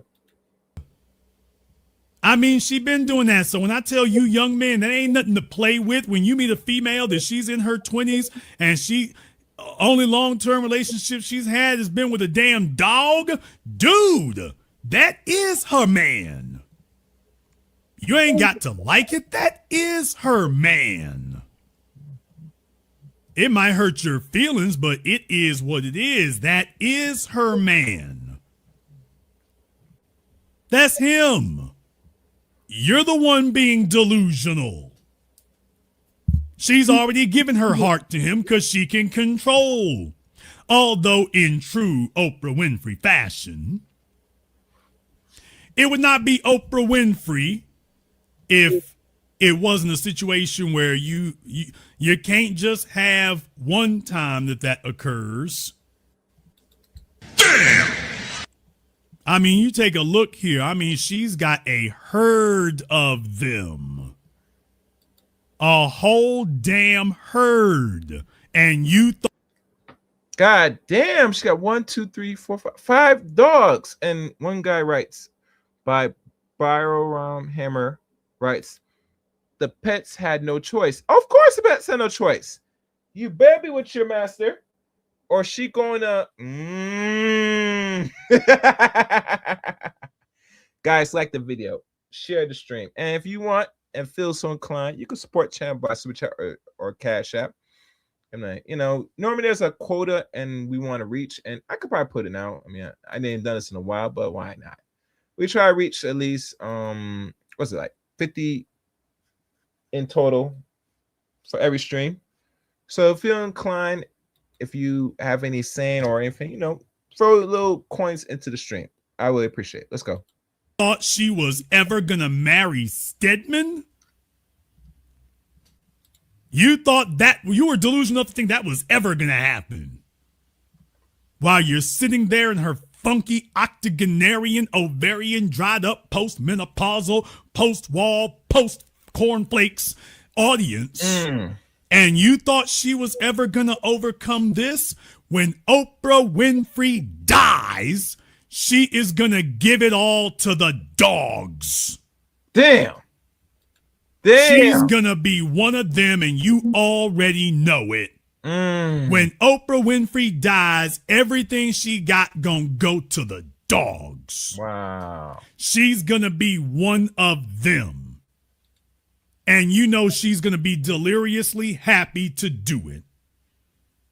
She's gonna give everything she got to them mutts. And that will be the story of her wretched life. Wow. What, you thought she loved the women too? She only wanted the women around so they could be miserable and she have company. She's never had a functional relationship because she's never allowed herself to have one. People, do you want to know what the real secret of a truly fulfilling relationship is? You have to start with what you're going to give, not what you're going to receive. When you walk into the situation saying that you're owed something, talking about what you're going to get, just understand that's going to be a recipe for disaster because you're not putting anything into the well. You're drawing out of the well, but you're putting nothing into it. There's a reason why money is literally called currency after in the same vein as electricity. In the same vein as electricity. Money is called currency because it's strongest when it flows, when it moves. That's how we measure it. And if you're trying to figure out how you can get all the benefits, but you will do nothing for anyone else except take, and absorb, then you end up like this pathetic creature on your screen. The only people who have been around you for any real length of time ain't people. It's a bunch of pets who do not legally have the right to get away from your ass. For Biohammer 5903, you might have to rewrite that or put in a super chat because it did not pop up on my other device, your comment. So I cannot put the comment on there because it looks like Google doesn't like what you guys wrote it. So if you want, you can rewrite the word, or if you feel it needs to be expressed, put it in a super chat for everybody to see. Let's give you a disclaimer. Let's go. You see, you can't put a man on a leash like this. Although Oprah dearly wishes that she could. She wishes she could put a man on a leash like this. Yeah. And it's never worked out. The closest she ever got was Stedman, but Stedman's not a status symbol, so as far as she was concerned, it was a damn mess. Stedman was supposed to be a placeholder to signify to the world that she was a heterosexual female. Lie. I'll never believe that. Ain't that right, Gail? You're never going to convince me that Oprah is a heterosexual female. Oprah, if I'm lying, I would love to open the deposition on that because I'm not going to ask you where you're at. I'm going to ask you, have you ever been naked in a room with another female? Have you ever been naked in a bed with another female, Oprah? So if Oprah wants to make an issue of it, I'm just telegraphing to you right now, Oprah, by the way, if you want to do that, I would love to ask you under deposition if you've ever been naked in a bed as a grown woman with another female. And remember, you can do a lot of things, but an NDA is not going to save you from that one. You can't use an NDA to conceal that one. So even if you got, if we ask you, did you get anyone to sign an NDA?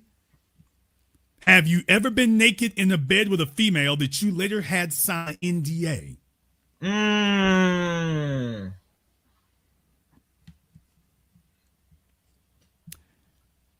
Inquiring minds will know.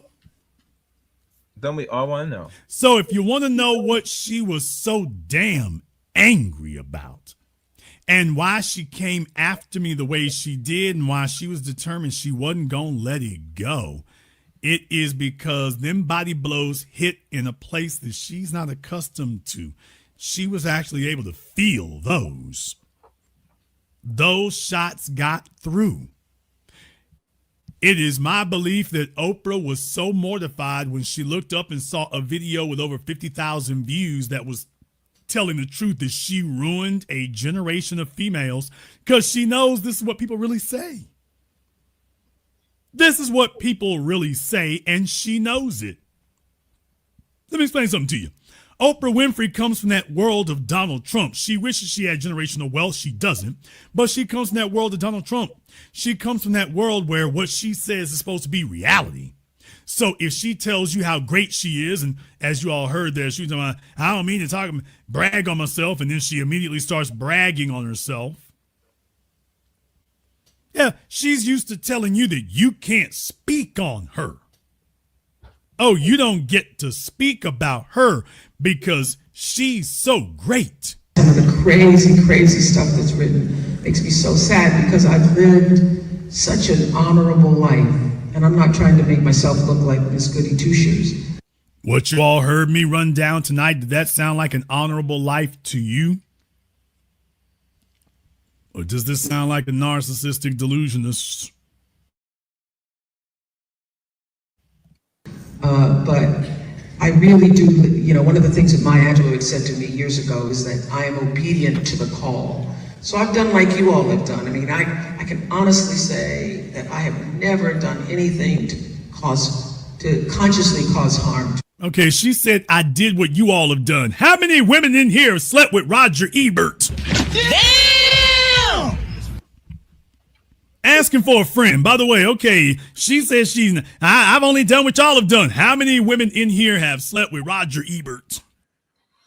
I don't know, but we'll never know. So, like always, since the man has put it in for us to read, this one goes out for you. For the guy that contributed to this channel. Show you the money. Show you the money. Show me the money. Show me the money! Show me the money!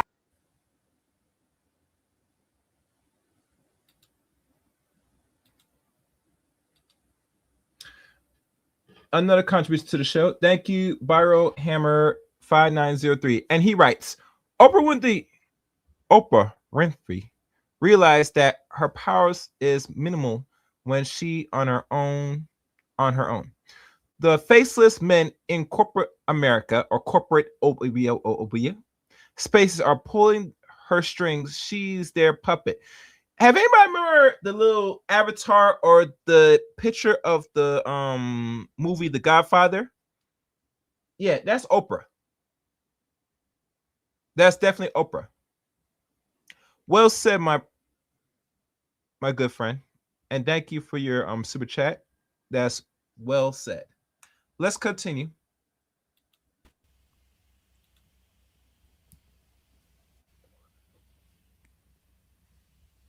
I'm asking for a friend because she says she's done what all the rest of you have done. I'm just wondering how many.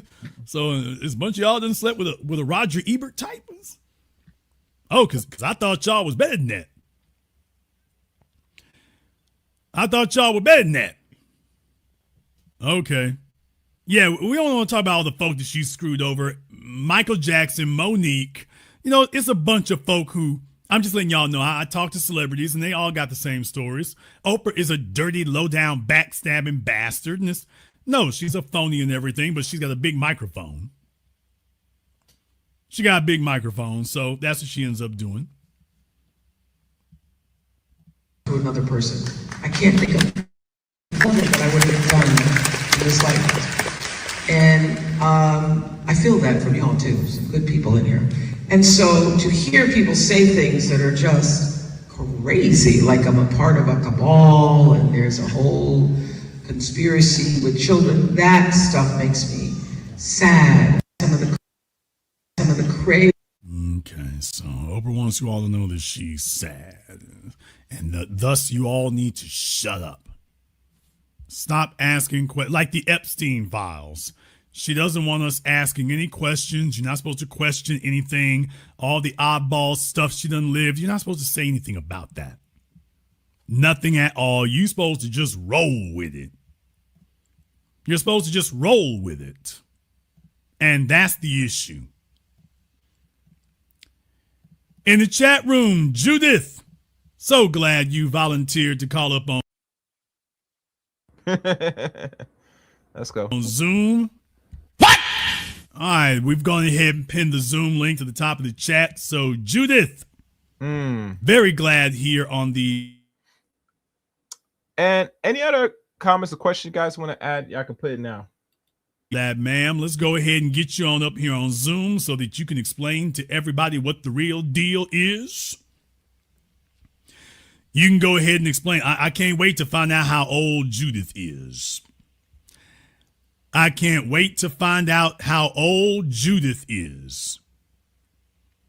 I am just certain that Judith is not part of the Oprah Winfrey 1980s washed up Maya Angelou set.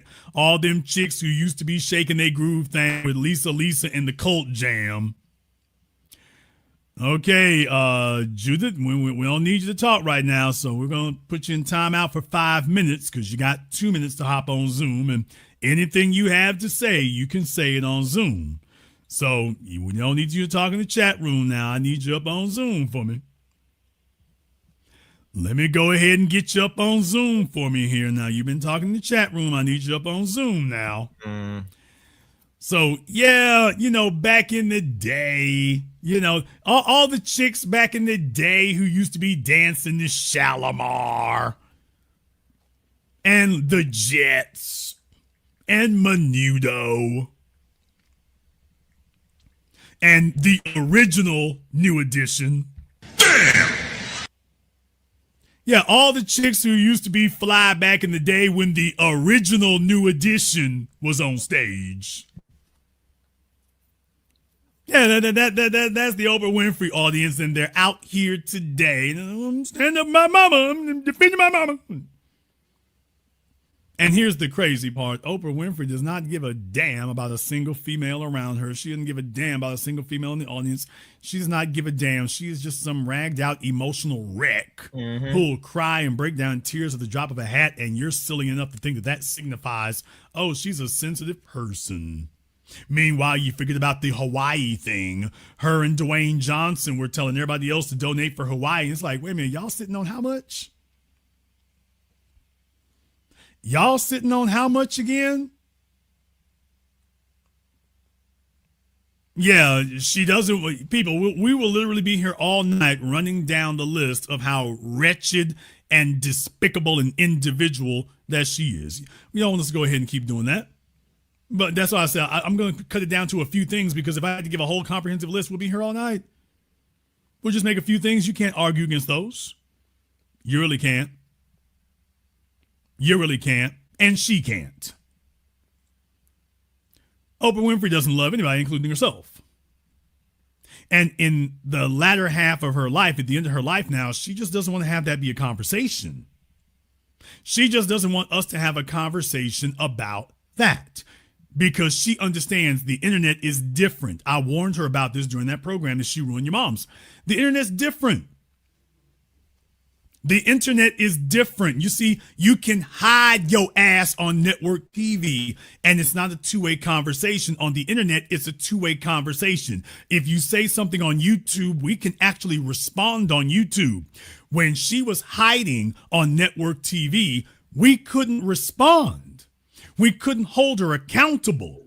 There wasn't anything that even slightly resembled an even playing field or leveling the scales. On the internet, however, the scales are a little bit more level. She's talking on the same platform we're talking on, so we can actually respond. Now, maybe we don't have the biggest megaphone to respond with, but we can actually be heard over here. And I'm telling you all, she heard my program. Before we continue, let me read the next. Wait, make sure that popped up, because like I said, if it pops in the chat room, it's in my other device, then it's okay to read it. That's how things go. Let me check. Gotta do a quick check here. Hold on.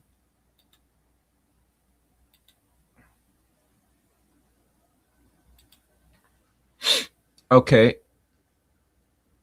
Okay, it popped up. So I'm gonna read your chat now.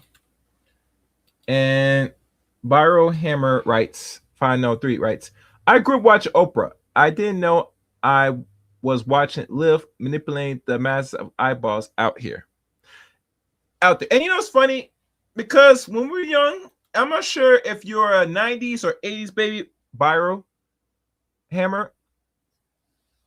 We were kids at the time when Oprah was in her height in regards as a TV show during the day. And I think Oprah really reached the apex in the 90s, personally, because she came out, remember, in the late 80s, like 87, I believe, but she didn't really plateau and really reach an all-time high until like the 90s, all the way up to the late 90s, if I can remember, personally. So, let's keep going. I'm not guessing. She put a copyright strike on my video. She heard the program, and that was only 50,000 views.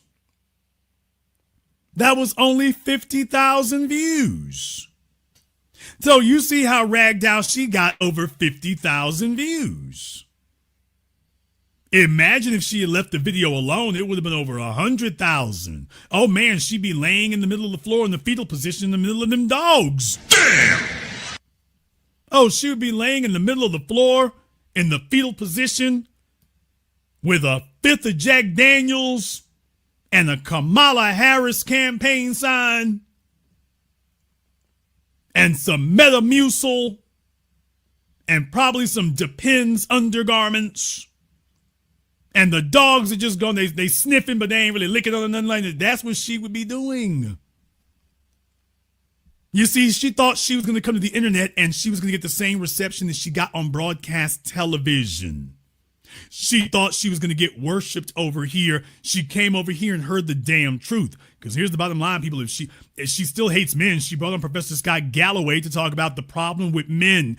Folks, she hasn't let it go. She's still on it.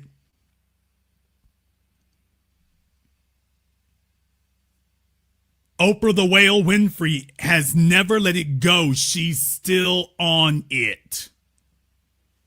She is still promoting the idea that men are the enemy and men are the problem. Let me give you all that statistic. You do realize that most of the people who attempt suicide are female. Men are more successful at completing suicide, but women are the majority of the suicide attempts.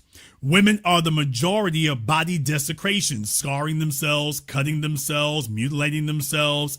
Women are the majority of that. Women are the majority of antidepressants. Oprah doesn't want to have a show about that. If she does, she'll say it's the men's fault. Oh, please. If she does do a show about that, she's just going to tell you, well, the women are screwed up and it's the men's fault. Okay, but when you talk about the problem with the men, is that the women's fault too? Okay, the men are causing the women fits. The women are messed up because of the men. All right. And aren't the men messed up because of the women? because that's what these young males tell you after 2 generations of single mothers going on 3. Okay, so it's the women's fault, right? Do you think she's going to let you say that? If you do say it, she's going to edit it out. If you did get on that stage and force her to confront that, she ain't going to do nothing but edit it out. So when she came over here and started up her parade of bull crap and immediately got punched in the mouth with the reality, you see how fragile she is. She is so fragile that she was unwilling to even 50,000 views was enough to send her spiraling. It sent her into a tailspin. So I wasn't beefing with Oprah. She's beefing with me. All she had to do is leave my video alone. I go on to the next subject. That's the end of that. And what this really tells you is this has been festering for so long. This has really been festering for so long because let's tell the truth. Oprah's been sitting up saying, you understand that she's an emotional mental basket case, which means she's automatically insecure. She spent her whole life saying, I know what people really think of me. I know what people really think of me.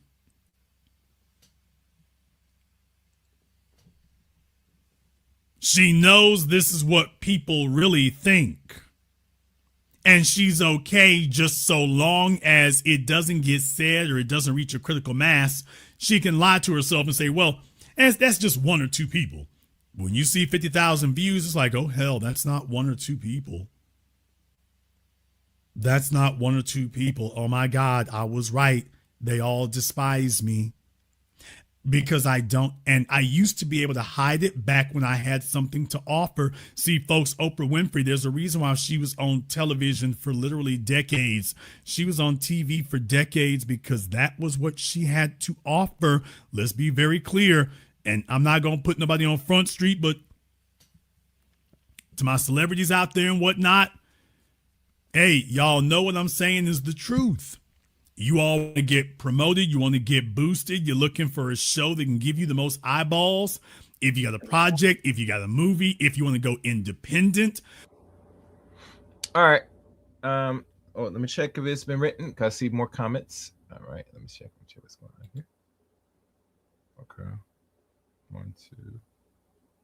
2 comments. Let me see. All right. So I'll read it here. She convinced most band that they were useless when the orchestra of the misandrous free hit on the image of black men. It was effective yet damaging. Black men.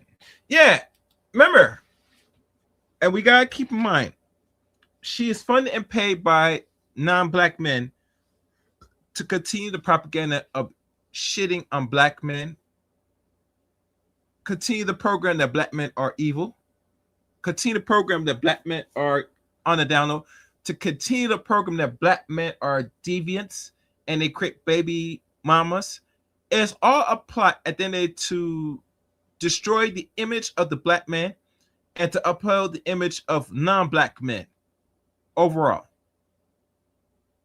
And they use black women to do it. And black women today continue to do so because they love it. Their hopes by destroying the image of black men, that it's going to give them fair grace in the arms of non-black men, aka white men. And I'm telling y'all personally, that is not going to happen. There's too much information out there showing time and time again that these men use black women when they need to use them, and once they come up or they're tired, they move on to their actual preference. It is not them. All right, next comment, and I'm going to continue on. Guys, make sure you like the stream, please. All right. Let me see. Let me refresh. Make sure your comment was posted.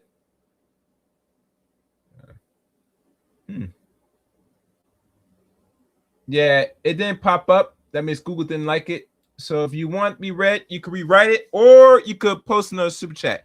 Doesn't have to be a big one, but let you know every time when I look back and it doesn't show up here, I cannot post it up here. All right, let's go. So a lot of people wound up kissing Oprah Winfrey's encrusted, cellulite, puckled ass because they needed a platform to be on, and she was the spot, man.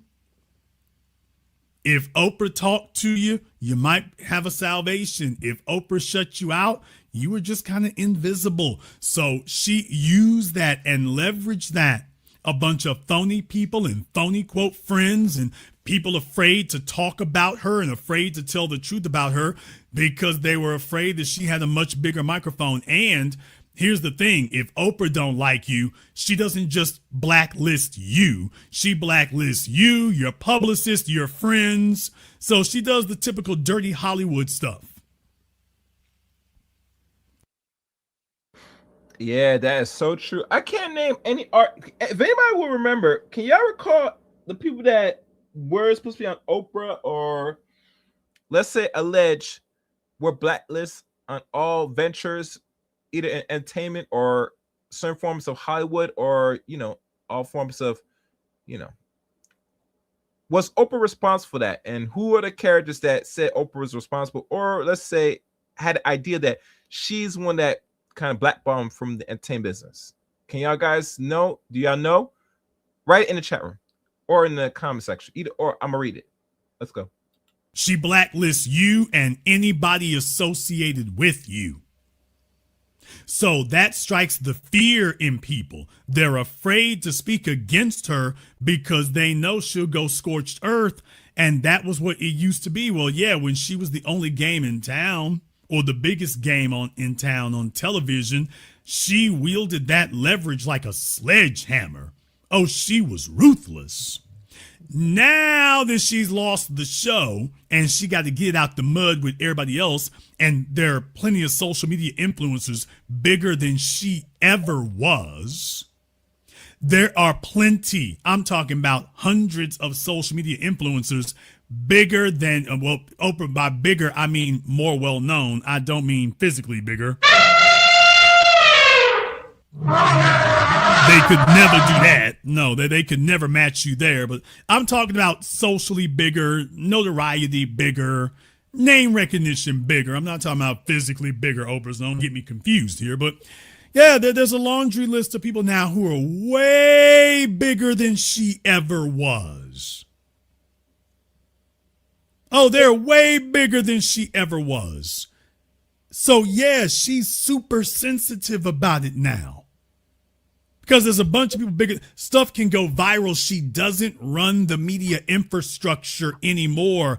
And because she is a bottomless pit of suck and failure, what she demands is people give her obeisance. Look it up. She demands that people give her loyalty and fealty and attention and worship. And when she realized that wasn't going to happen, she started trying to block videos, starting with mine. Mm-hmm. This wasn't supposed to happen. All right, I'm gonna read your comment now, and look like it's been rewrite it. So let's read.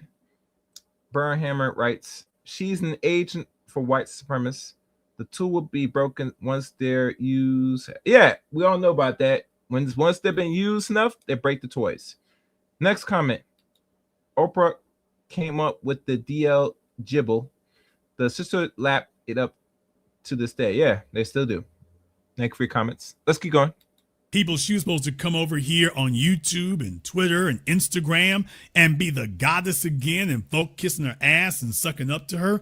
That's what was supposed to happen. She wasn't supposed to see that the internet actually despises you. Yeah, you don't have that television filter to shield you anymore. The internet despises you. And you don't have the ability to platform anybody anymore. So the celebrities don't have to play nice with you anymore. You have nothing to offer, thus you have nothing to withhold, not anymore. So a few brave ones will tell the truth about you, and the rest of them, they just don't fool with you altogether. And that's why you were angry at me. I'm living under no illusions that you are going to become an honorable, decent person in your waning years, Oprah Winfrey. You're going to die as you lived, a pathetic life, pathetic individual, lost, listless.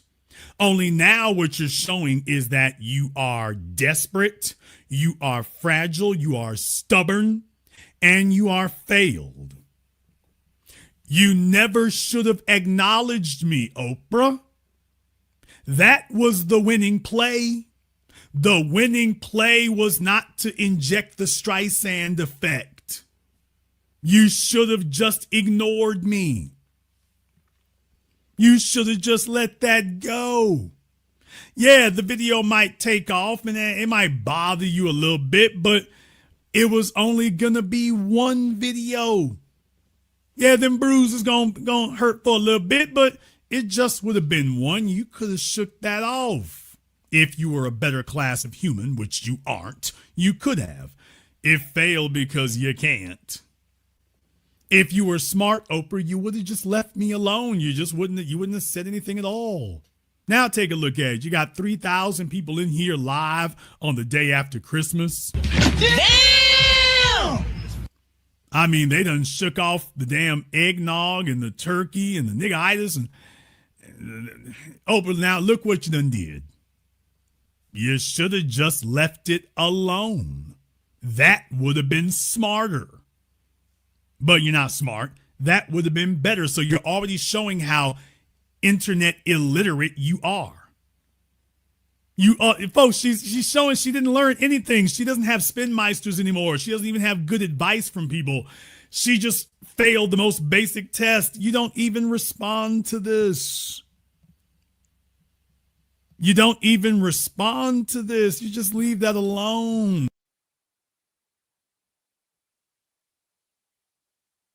I understand. Most content creators should, or people that's been doing content before. A lot of us been doing content on the internet. That's one of the major rules that Oprah should obey by. But we all know Oprah is a black woman. Since when black women really follow rules and obey rules? If she sees something problematic, she is gonna say something. I mean, why not? Why not? Wait. Hold on. It looks like another comment has been questionable. Yeah, you might have to rewrite that. That some Google does not like. Yeah, you're going to have to rewrite that, bro. Or you had to put in a super chat. Yeah. All right, let's keep going. Don't worry about it. You just leave it alone. But she couldn't. She couldn't. And I'm just telling you all, this is what she did just off my video. Could you imagine what could have or would have happened if there had been somebody willing to tell her about her funky, crazy, bipolar, ignorant ass back when she was in her heyday? Could you imagine what her response would have been? Mm-hmm. Can you imagine how she would have responded if somebody had sat there on that stage at the height of her abilities and they just threw caution to the wind and said, screw it all, I'm going to tell Oprah about her ass? Can you imagine what would have happened to her if someone had had the guts to do it? She would have shattered like glass. She would be opening every program referencing it. She would have done that. There's just no way to recover from it. That's what she would have done. She was in that audience back when she was on television. She had a bunch of flunkies and lackeys and sycophants. It was an artificial, phony world. She never encountered the real world till she came and heard my video. That was the first time she ever encountered the real world, and she found it devastating. Mm-hmm. It was devastating. She went and talked to her friends. She can't deny that it's what people actually think. She can't deny that. So instead, she chose to attempt to silence us. I want to say this to all the YouTubers out there who think that that's the way to go. You don't actually have a legitimate claim. If you did, there'd be a lawsuit behind it. Instead, and for some of y'all who do have lawsuits, it's bogus, but you think that you're gonna use YouTube's broken system to get around that. And you're not even buying yourself time. All you're doing is turning temporary things into major blow-ups. That's all you're doing. Yeah. And worst of all, Oprah, here's the worst part. Y'all, I could say so many things, but in reality, here's the worst part about what Oprah did. The worst part about what Oprah did is that she confirmed to all of you and to me and to everyone else, yeah, even she knows who Jason Black is. Damn! So she has confirmed to the world that, yeah, she knows exactly who I am. She watches my channel. She watches my videos. She's seen it. Yeah, y'all remember Fat Joe? He had to concede. Yes, they see us, people. They see us. These other folks go out here and attention whore and whatnot, and we don't have to do any of that over here. But if you were ever wondering, yes, the folks from the top to the bottom, they watch us, they listen, we influence everybody. We influence everyone. We're not just a place that sits up here and rants about Insta thoughts and has a table full of Insta hoes. No, those are not thoughts that. All right, back to the comment section where you go. Look like the wait, hold on. Let me make sure it's written clear. Let me see. Hold on, let me look. Check. All right, it looks like it's okay. From when I'm looking at my device, that you look like you write the comment section. Make sure. All right. And Byro Hammer writes, what happens to that one gender school in South Africa? He already mentioned earlier on this stream. If you came in late, he did talk about that. So I'm gonna have to go back to that. The only thing I would say in short about that is she lured those girls in that school to some weirdos. That's as far as I'm gonna say. Hope that answers this question. Let's continue. And guys, as you watch the video, likes are free. Hit the like. If you didn't hit the like button as you watch this video, then hit dislike. But all engagement is better than none. If you're not seeing the stream. All right. I appreciate it. Thank you. You deal with. We don't trade in infamy. We trade in thoughts. We trade in ideology. We trade in information. We don't trade in saying a bunch of crazy stuff because you're looking to go infamous. That's what makes us more powerful than a Myron Gaines or any of that group of wackos, because they're just chasing infamy. Nobody is repeating your ideas. No one admires your ideas. You don't have insights. They never did. They just copied Rollo Tomasi's homework. And as you all know, if you're copying his, you have incomplete assignments. So when they hear us here and all we do is go down the information, and Oprah couldn't argue with it because it made sense. Hey, baby, you got the same old shtick you always do in a bunch of failed females. This isn't progress. This is not progress. You should be having the glory days after 40 damn years. You should have nothing but a stream of success stories. And you don't. All the women who listen to you have nothing but sorrows to tell. And that's why you're still saying, hey, let's talk about the men, because you don't want to talk about the success record, or should I say lack thereof, of your female audience.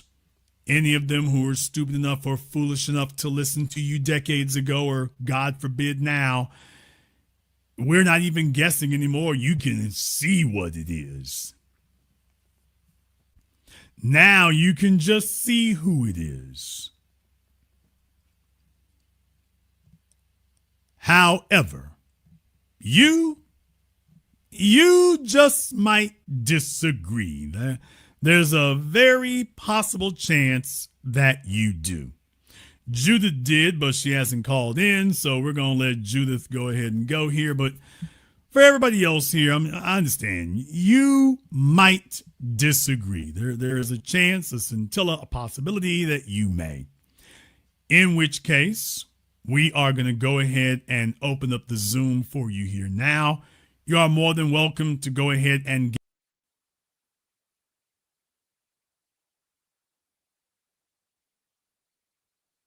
That's it. Thank you, JB, for that. I was gonna run a video of a woman that is sort of like I can't say she's the next Oprah in the making, but you know, this is how most young women that become adults have a certain vitriol and vengeful hate towards, you know, men, and how where it really comes from. As you know, in the case of Oprah Winfrey, her mother was very abusive. You know the story, and her father came and saved her, and in return, because the black man saved her, her own father, she has to turn around and point the F you middle fingers to black men and hate black men. Ain't that some, guys? Ain't that some? God help us all. Anyhow, I'm looking forward to hearing y'all thoughts in the comment section of this video. What's your views and opinions, guys? Do you believe Oprah Winfrey overall versus Mr. Black, who won this? Was this really a versus, or this is just some of the smoke stream just to get people on alert about, you know, how Oprah really functions out here now that she's on the internet like everybody else? Is she justified to silence the public or people that's talking about her in a real honest way? Is it in the right authority to do so? Or really true, Oprah is just overreacting and not playing the games of the internet? Looking forward to hearing y'all thoughts in the comment section below. I'd like to thank everybody that contributed to today's stream. New subscribers, welcome. And if you guys have not joined the membership of the Chaos Rain Show, what you waiting for? Please become a member now. As you know, once I reached a certain amount of membership, I might start doing like members only live streams. But right now, I don't got enough to do so. So as things steadily increase with the content, I would like to get that up, because I want people that really support channel to really have real rough conversations. And we're going to do that as, you know, through this channel on the Chaos Rain Show, you're going to have to be a member. And the more members, the better we can have more conversations to those that really want to, you know, support this channel. Other than that, you know, thank y'all for watching and listening to today's stream. Make sure to subscribe to the channel. Hit me up on all my social media links. They're in the description below. And thank y'all for listening. Until next time, and I mean next time, people, you know how it goes. Let it chaos reign.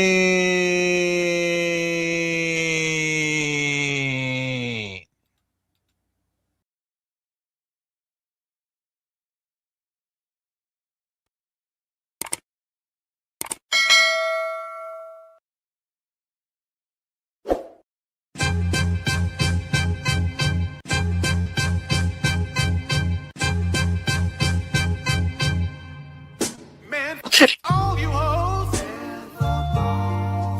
You and your mammy and your granny too.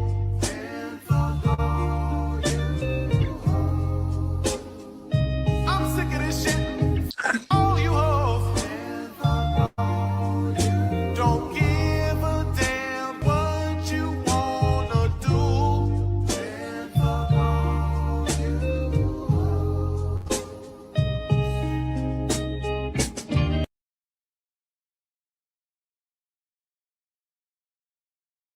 Chaos.